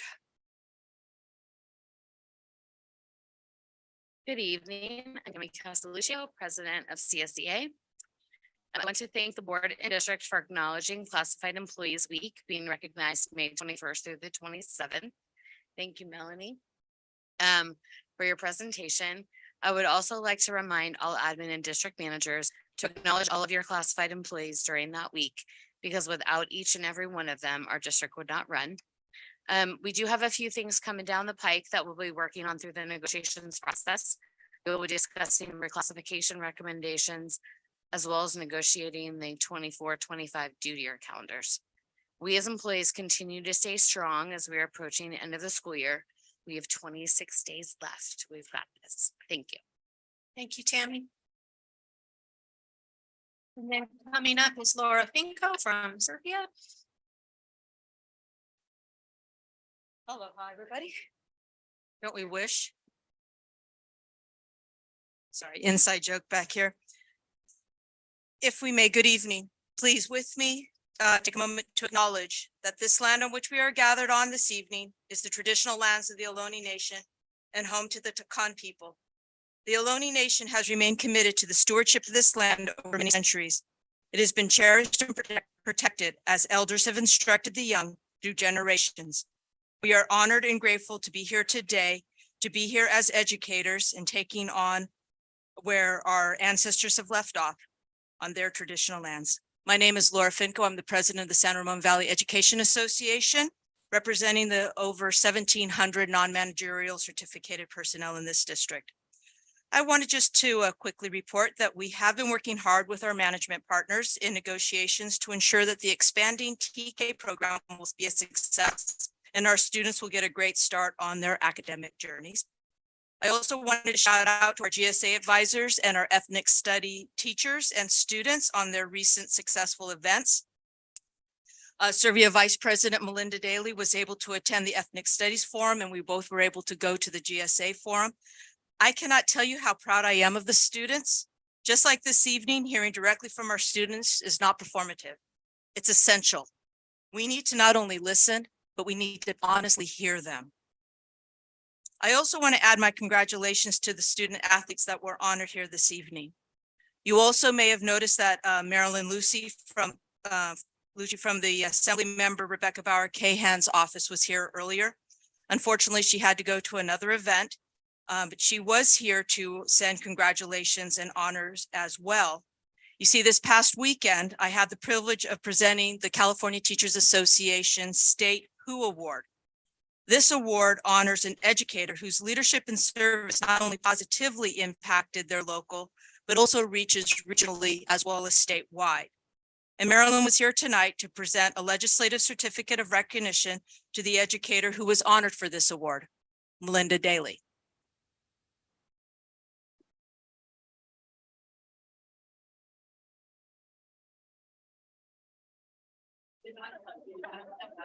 So congratulations.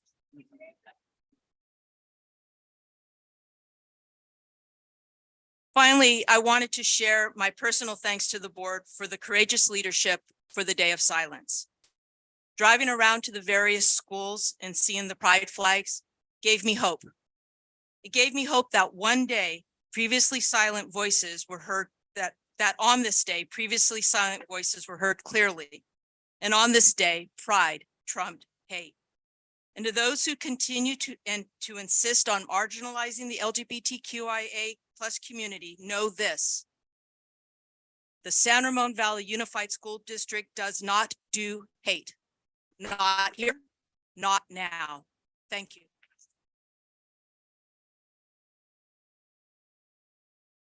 Okay, and now we are at the superintendent's report. Thank you, President Hurd. I'm just going to offer a few. Oh, I apologize. I jumped right in. Jumped right to it. Anya, no problem. Please give your report. So I also had a chance to attend the GSA forum, which was so amazing to see what a supportive community. Everyone was sharing their own experience, helping each other with their own questions, and it was just a great experience to be there. I was also able to attend the board summit with San Ramon Valley and Cal High, and I just wrote down a couple of things that really stood out to me. First, as someone shared the experience of their weights class talking about hormone growth therapy, which is an experience that some LGBTQ students go through. And I thought that was particularly important because I feel like when we talk about diversifying curriculum in terms of ethnicity, we talk about history class or English class because those are the most simple. Or with LGBTQ, we talk about health classes. But really integrating that, integrating those experiences in every single class. Like I never thought you could do that with PE. Here was a wonderful example. And I hope to see that in math and science and some of those courses that we previously don't think about, but I really do hope we explore those as well. The second was that students asked for books about LGBTQ experiences written by LGBTQ authors, which just kind of speaks to how it's not just in our library, but also looking at who's contributing those experiences and really focusing on what students need in that aspect as well. And the third is moving towards bathrooms that are more gender inclusive. So like having trash cans for menstrual products in men's bathrooms. So looking at that in terms of facilities as well. This was really important to me. I've been working to hear student voices outside of, student senate and leadership, just because sometimes that's how you get students who aren't always heard through those traditional avenues. So it was a great experience. I love both of those events. I also had the chance to attend the SRVUSD facilities, the second meeting, I believe, and it was wonderful to see the student engagement. I think we were kind of speaking to that with our student panel. I know equity, we have a lot of students on there, as well as the facilities committee meeting, but also I had the chance to attend LCAP where we do not have as many students. So definitely working towards that and finding those avenues. So using social media, getting to know what students are really using and pursuing those platforms. I had a chance to discuss more on school lunches with Miss Riker and her intern Laura, which was really great. And it's so wonderful to see the care that goes into our nutrition program and hearing student feedback. I had a chance to attend one of the ambassador check-ins, so that was really great as well. In Student Senate, we just elected our new chair. So Risha Jain, who's our chair for the past 2 years and the founder of the Student Senate, will be graduating. But we just elected our new chair. So congratulations to Satara Sorkabi at Monte Vista. Her passion really soared through, and I'm so excited to see where she leads the Student Senate next year. And Ms. Pettish also had the chance to come to talk to Student Senate, and that was kind of a dialogue that we hope to continue because it was not complete in just one short 30-minute period, but really just having students get in on that curriculum and instruction because there is that input that needs to be given in that area as well. And I also got to tour the district office, seeing it all. So thank you so much, Ms. McSweeney and Ms. Fisher for allowing me to do that. So thank you.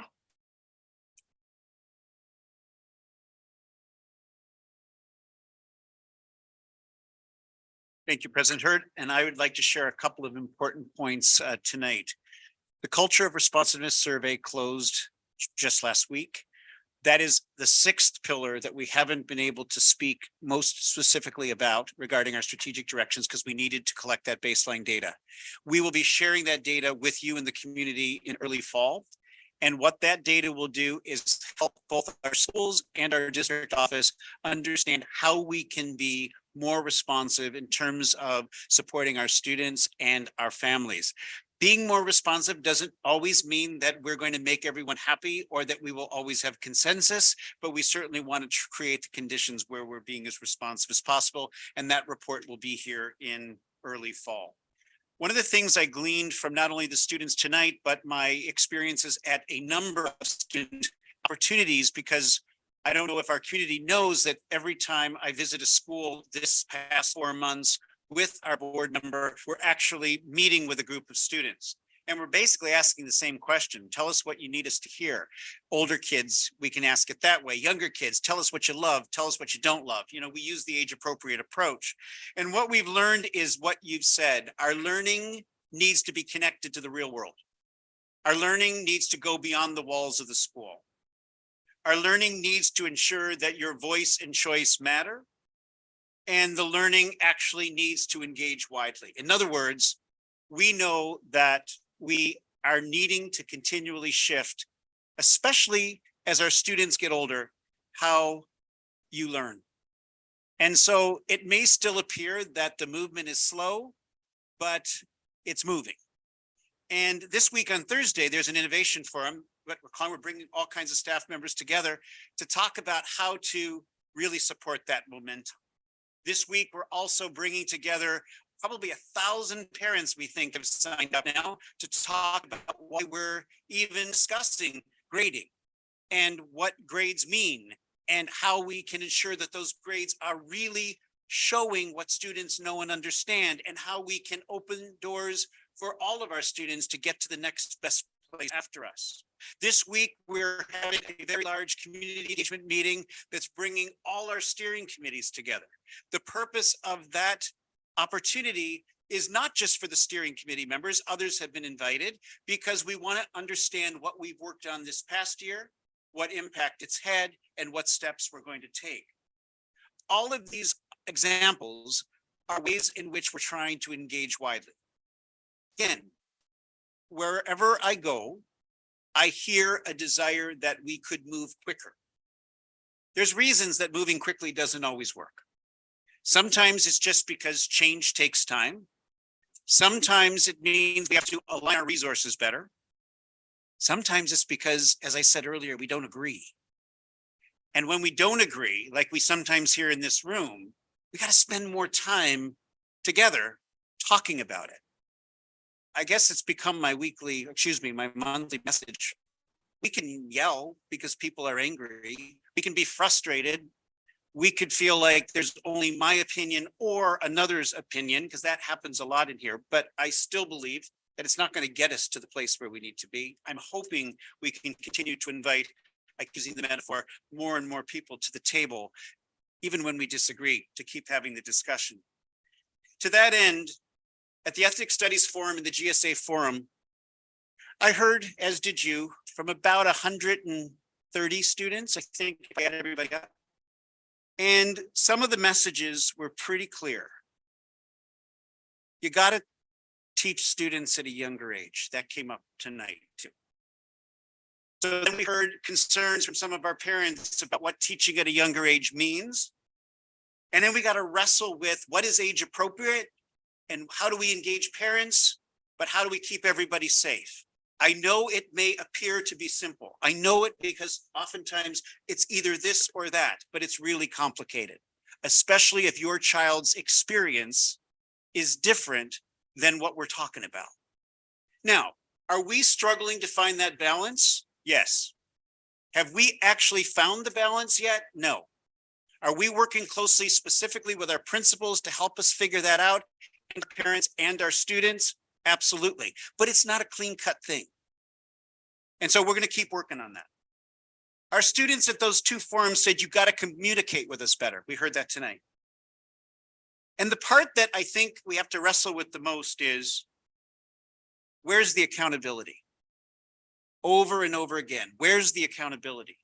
How are you going to get these behaviors to change? And I said to the kids last Friday who were there, I said, suspending people over and over again doesn't bring about change. We got to figure this out, but we got to figure it out as a community. Because I think at this point, our students, you are driving, those still here, what has to be our focus, because it's happening in every place. But again, it's not separate from learning. We're not talking about these issues in isolation of learning. We're trying to create the environments for it. So I am hopeful that we're engaging widely. I am hopeful that we are on the right track. But I do need to comment before I close, and I'm sorry that he's not in the room. I'll say it to him when I speak. Mr. Matthews talked about platitudes and pretty much spoke to us in a way that says we need to do something a certain way. Respectfully, I disagree. And I'll share that with him. He's heard it from me already, so it's not new. We are engaging widely. And though Mr. Matthews' perspective is certainly a valid one, it's not the only one. And again, we've got to be at the table, figuring it out together. And if we can't be at the table, we as leaders have to figure out how to navigate through that. It's not easy, but we're going to keep trying. So again, there's a lot more optimism than not. It's not easy work. We're going to work together as a community, staff, students, parents, to keep working towards getting it right. But there never will be a getting it right. That doesn't define humanity, in my opinion, but we're going to work towards it. So thank you for the time. And I thank all of the people here tonight, because the diversity of views are so important for the work ahead. And I think, again, you know my own point, when it's done as respectfully as for the most part it's been done tonight, we can work with everything that's being shared in that fashion. Thank you, Superintendent White. Okay, turning the page, we're now at our action items. First one is consideration of acceptance of the independent financial audit of the building fund for the general obligation bond measure D election of 2012 for the 2021-22 fiscal year ending in June 30th of 2022. So Stella. Yes, good evening, trustees, Dr. Malloy and esteemed cabinet. This evening, we have Kyle Levy, who is our new sitting president for the Facility Oversight Committee, and he will be joining us shortly to provide a report on the findings report from FOAC regarding the expenditures of the Measure D bond that are ongoing. Hi, Kyle. Hello, can you hear me? Okay. Hello? Don't know. Can you hear me? I can hear you. Can you hear me? Okay, stand by 1 second. Okay, We're working on getting your sound up. no problem.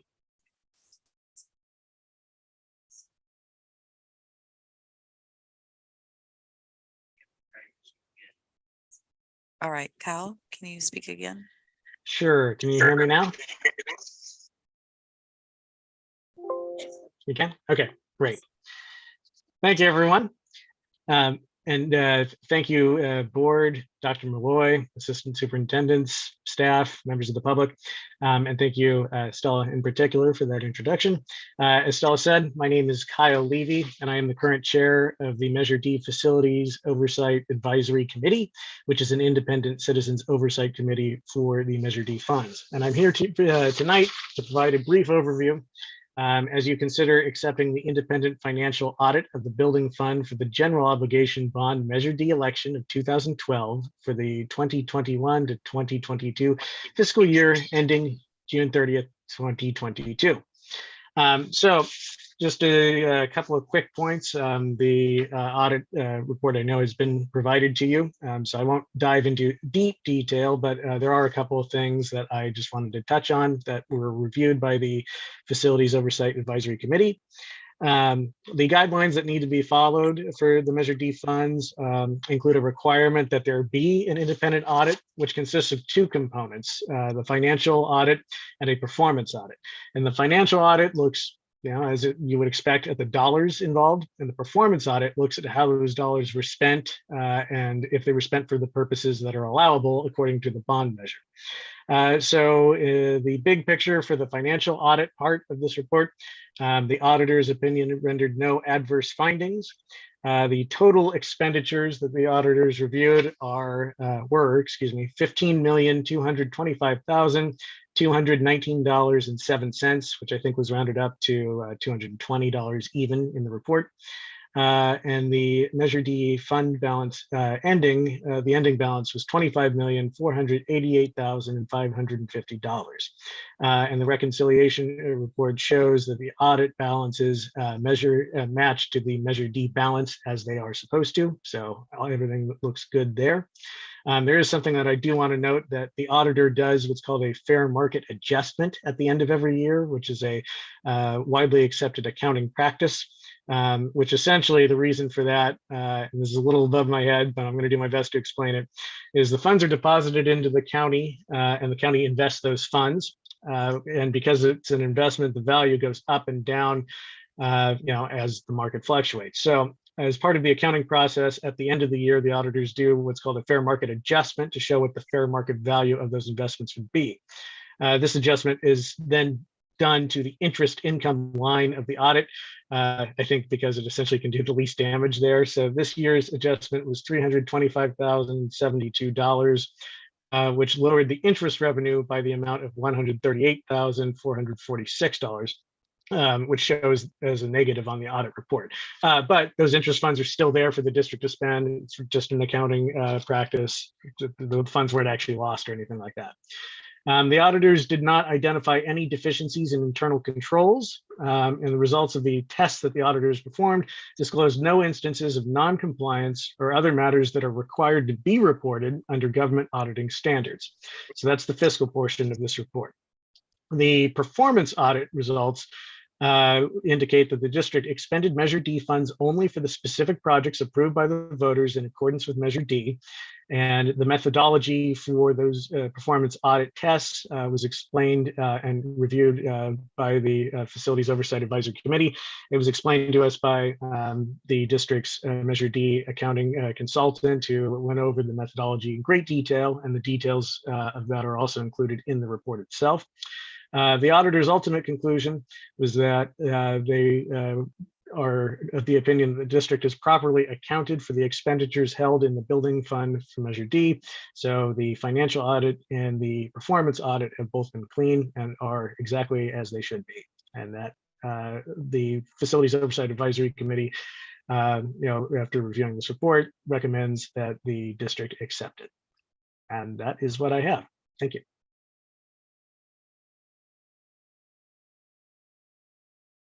Thank you, Kyle. Really well done. Appreciate your leadership with the group. Okay, with that, we need to. No, I'd like Oh, also question. to, no questions. I just like, as a board liaison to the FOAC committee, just like to thank Kyle and the oversight committee for, just making sure that district that we are using our taxpayers' money wisely, that we're doing what we're supposed to. And thank you also for the advisory, because the committee, as our bond is like winding down, right? They're also acting not only as oversight, but as an advisory to our board on the projects and everything. So thanks again. Thank you. Thanks, Suzanne. So do we have a motion to accept the audit? Accept the audit as submitted. Second that. Thank you. The motion was made by Board Member Clark and seconded by Board Member Van Zee. Roll call vote, Student Board Member Iapan. Aye. Board Member Van Zee. Aye. Board Member Ordway. Aye. Board Member Clark. Aye. Board Member Bratt. Aye. Board Member Hurd. Aye. The motion passes 5-0.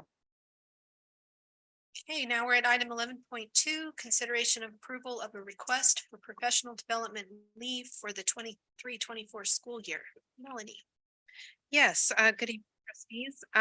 We have a middle school science teacher from Stone Valley who was accepted into a prestigious program called the Fulbright Distinguished Awards in Teaching Research Program.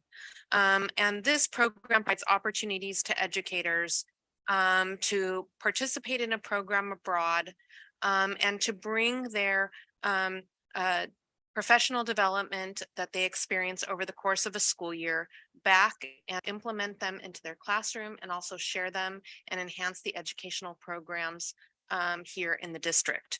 And our contract with Servia actually provides certificated employees with the opportunity to request a professional development leave to participate in such programs like these. And so our middle school science teacher submitted a request to participate for the 23-24 school year. And provided that the request meets all of the qualifications, a committee is convened comprised of district administrators and Servia members to kind of evaluate the request.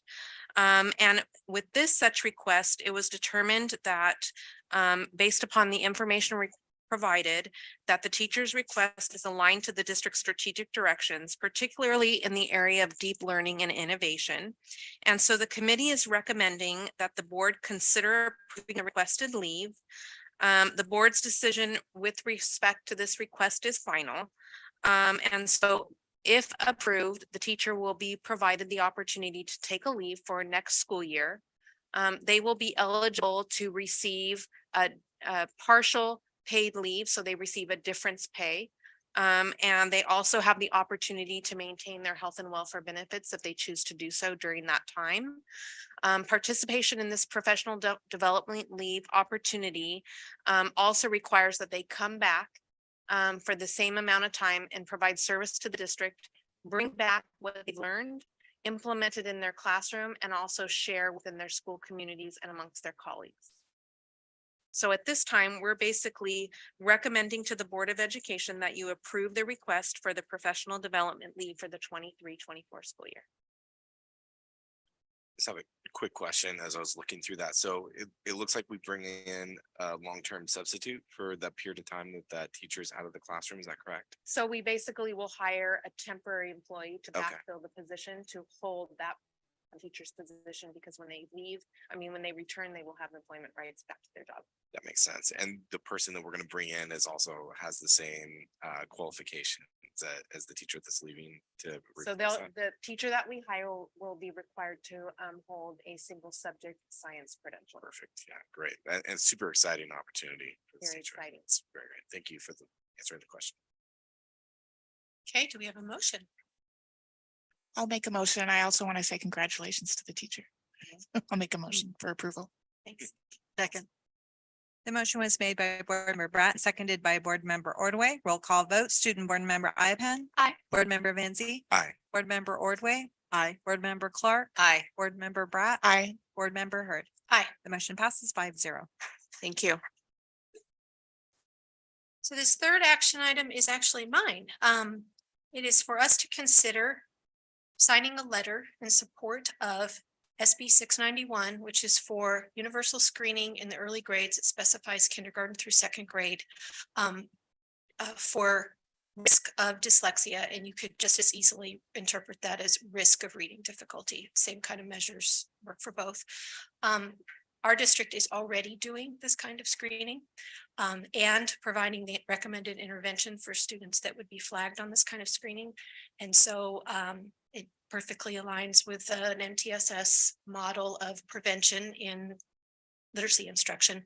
And so I am very much involved on this bill and would really love it if our district could be a school board that goes on record in support of this bill, which is doing what we're doing, is doing the right thing to serve students. So do you have any questions? I have a question. Yeah. Do you know, will there be any funding with it? They're working out the cost and determining if there would be funding. Right now, it's in the Senate Appropriations Committee, so the actual cost isn't there. The thing I liken to with this sort of thing, though, is this is what we should already be doing. It's in all of the state guidance about teaching literacy. So while it could be interpreted as an unfunded mandate, it really is our primary mandate. And given that we're already doing it, and I don't think there's any plan to backtrack on it because it's proving effective, the issue of the financial part is really a big challenge of the bill in terms of getting people who are going to vote on it to understand, because they're afraid when they read it at face value that it's open the floodgates to special education costs, right? But because it's a preventative measure, and even some of the things that we've seen recently, if you can address these little guys' needs when they're in kindergarten and first showing signs that they need help, it's far more beneficial to them and cost effective for the district to address it early. Yeah, no, I agree that it's definitely should exist. I just would love for there to be funding as Yeah, well to help support it. And 'Cause there might be, yeah. I don't know how you deal with because we're already paying for it, but if they, I mean, you never know how they create the funding stream for that kind of thing. But our SELPA, our district SELPA already wrote a letter of support, and it just would be really great if the 5 of us could too. Yeah, no, thanks for heading off this initiative. Definitely in support of earlier screening. It's good. Yeah, I second that. Thanks for just being such a good advocate, as reading is really kind of the gateway to so much learning. Yeah, I think this is great that it's moving forward. Happy to be a part of that. I'd like to make a motion for approval of the letter of support for Senate Bill 691. I'll second. The motion was made by Board Member Clark and seconded by Board Member Bratt. Roll call vote. Student Board Member Iapan. Aye. Board Member Vanzi. Aye. Board Member Ordway. Aye. Board Member Clark. Aye. Board Member Bratt. Aye. Board Member Hurd. Aye. Motion passes 5-0. I have a letter for you to sign before you leave this evening. Thank you. And I've heard from a few other school districts who are interested in what we wrote, so maybe some others will follow suit. So, okay, consent we've already done.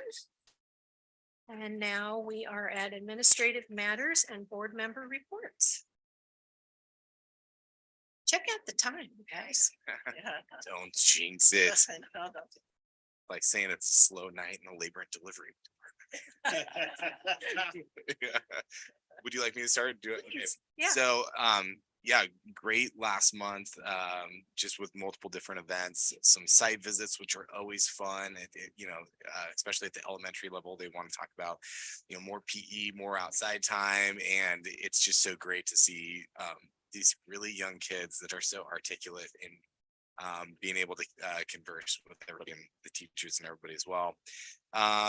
Then also, I was invited by the district secondary teacher librarian group that meets here, and I had a chance to meet with them, and we've spent about 45 minutes together and just talking about what it is that they're doing within our schools and the programs that they're working on and things that they're excited about. And they were able to confirm that Audible is actually reading a book, which was great. So, because I always feel like I'm not reading books, listening to them.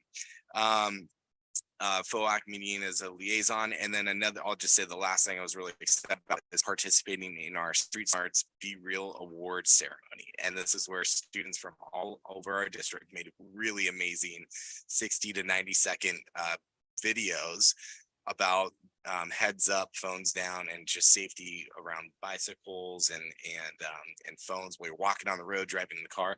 And they were really phenomenal videos.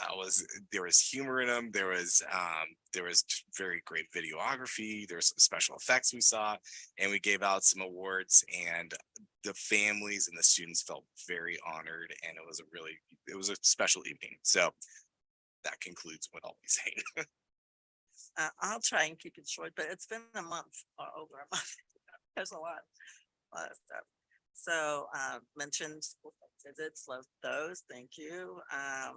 Schools and for all the, love both the staff and the student panels that we, that we get to meet with at the school visits. Also attended the GSA forum, always very moving, listening to students write their stories and experiences that they share with us. I also had a chance to visit the district's actually art reception for all, the students, or art students, sorry, I can't speak tonight, the artwork from students from all 4 of our high schools, and they were amazing. And you can still participate. You can still view that. It's in City Hall, San Ramon City Hall, until the end of this month. So do visit this month. I ran into actually a former art student She is now in high school, of course, when I had her in elementary, and it was great. Anyway, that's aside. But please do visit and look at the displays. Had a chance to kind of walk through the vocational CAC Vocational Education and Career Opportunities Fair. There were a lot of actually really cool resources for our students. So I picked a few for students that I work with, but yeah, no. So thank you for that to that group. I had a chance to actually, I think several of us, right, had a chance to participate in the SLAM workshop at Monte Vista High School. SLAM stands for Student Leaders Anti-Racism Movement. So it was really, really cool to kind of sit and observe some of their what they're doing. And we all got to, I think, participate and enjoyed the Night with the Stars with their sponsored by our Education Foundation, where we celebrated all volunteers at all of our schools. So that was really, really special. I had a joint meeting, presided over a joint meeting of the school district and the city of San Ramon, and learned that, I know we missed it, but no, it was cool. They confirmed that, right, they're starting their project with the bridge to overpass Iron Forest Trail, but also really excited, they're going to be implementing some beacons at the crosswalks and stuff at some of the schools, yeah, especially elementary schools, for traffic to help with like safety, right, more safety to our students. So that's really cool. What else? And then I attended the San Ramon Valley Coalition meeting last night. And again, with the this group is for the community members who come together and just to work with each other, to support each other for a more compassionate and inclusive community of our city. So that's all for me.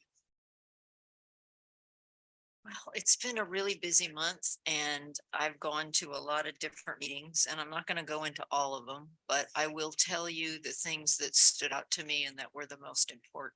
And that was attending the GSA Forum and the GSA Summit, attending SLAM, and attending the Ethnic Studies group at Doherty Valley High School.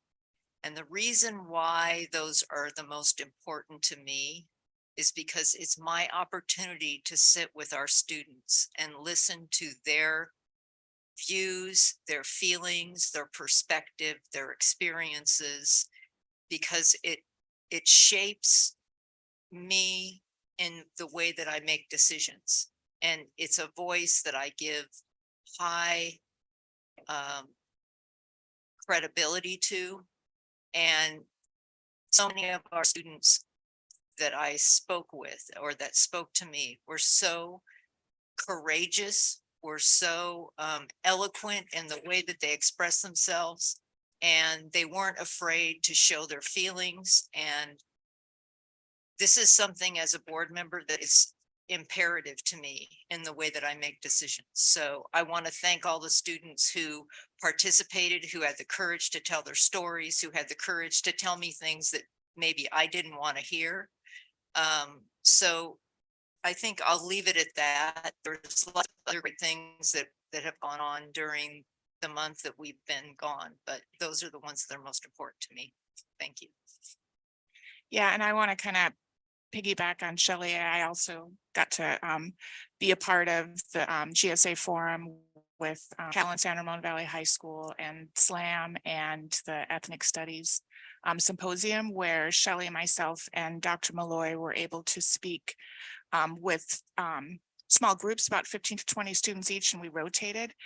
And with each of those events, I saw the empowerment and the voice of our students, which was amazing.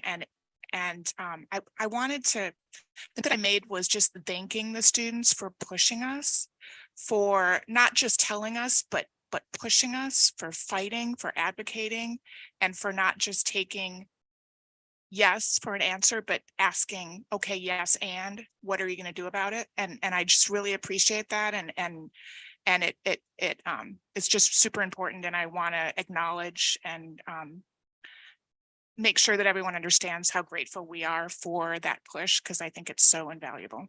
And then my laundry list, traffic's meeting, we had both a regular meeting and a special meeting, and the bus passes are on sale for next year. So if you live within a traffic's route, please look into getting your passes. And then the vocational fair. And again, I just want to thank the CAC committee. Vocational fair last year, this was the second annual one, and last year it started as their special project. And I know that core group of folks that were in the committee for that, I mean, they met on a bi-weekly basis or twice a month type of basis for the last 6 months.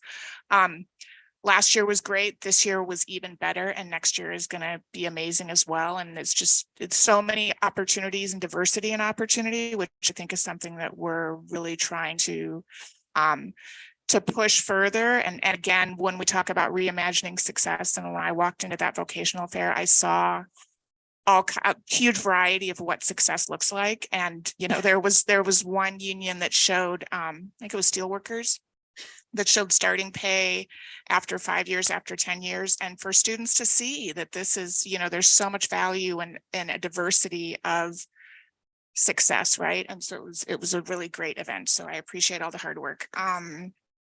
Lots of music festivals. So I got to go to the Doherty Valley Theater Choir Festival. I think Rachel was there, and that was awesome.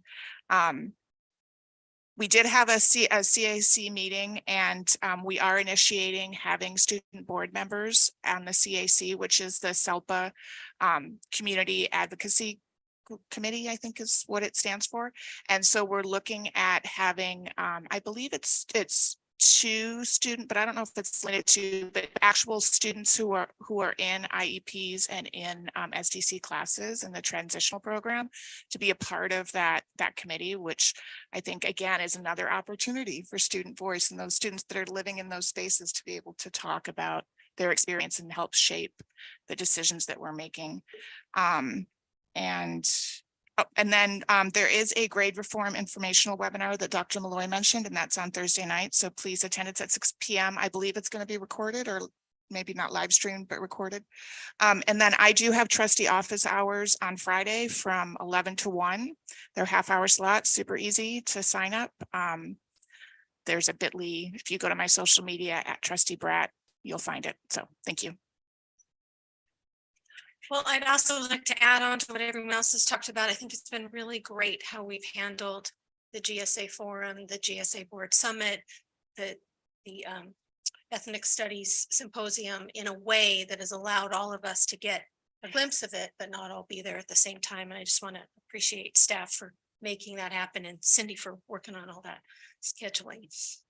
The part of the Ethnic Studies Symposium that I attended included the tail end of Principal Ball's presentation, which he was really kind of done. I wish I had heard more of that.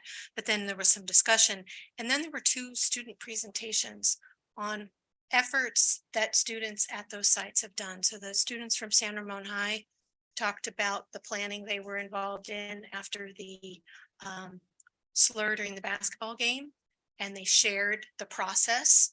And, you know, they're first time doing something like that. So they shared the iterative process, the collaboration process with the administration. And I think that added a real sense of reality to how these things work, right? You don't just go in a room and come up with a plan and then say, here it is. You have to work out with others. And I think as they reflected on it, I think they saw that as a valuable lesson. And then the other group that shared was a representative, I think the president of the Restorative Justice Club at Cal High, and she talked about the work that their club is doing. And again, was realistic about the starts and stops that they've had over administration changes. But I really appreciated in those student reports, as well as the GSA board summit that I attended at Monte Vista, which was Monte Vista and Doherty students, was just like a new level of maturity about how you evoke change, that you don't just run into the room and scream and yell and say, this is how you do it. You have to collaborate with people. Something that Aiden said in his comments reminded me, because it's in the work that I do for my job, Leadership San Ramon Valley. And that is that leading isn't about being elevated here and telling people what to do. It's learning how to collaborate and work with other people. And that you've got leaders from that agency and that agency and that club and that group. And then people who even aren't in leadership positions, but that's how you build coalition and you make change. And that's what all of us are doing in all of these different spaces that we represent the board. And so I think there's a valuable lesson in all of that, along with listening to our students tell their stories to us, which I think is super valuable. That's where, to amplify what John was saying, I think it's really important that we get beyond this, speak truth to power, fix this for me. It needs to come from both directions to really create change. And part of that process needs to be sharing the systems that we're in. You can't fix systemic problems if you don't also look at what is the existing structure. What are our policies? Where do you find them? What all's in the student handbook? How many of those us in the community really read student handbook? We sign that we read it when we go through the registration process, but new stuff gets put in there all the time. We all, students too, need to read that handbook so that we understand the lay of the land of our system. So I just have to put in one more plug for the DBHS Choir Festival that Laura mentioned. It was fantastic. The kids were so joyful and the teachers just blew me away with how much they love what they do, and you could just see it and feel it. So thank you all for staying till 8:30, and we'll see you in 3 weeks. Something like that. Next month.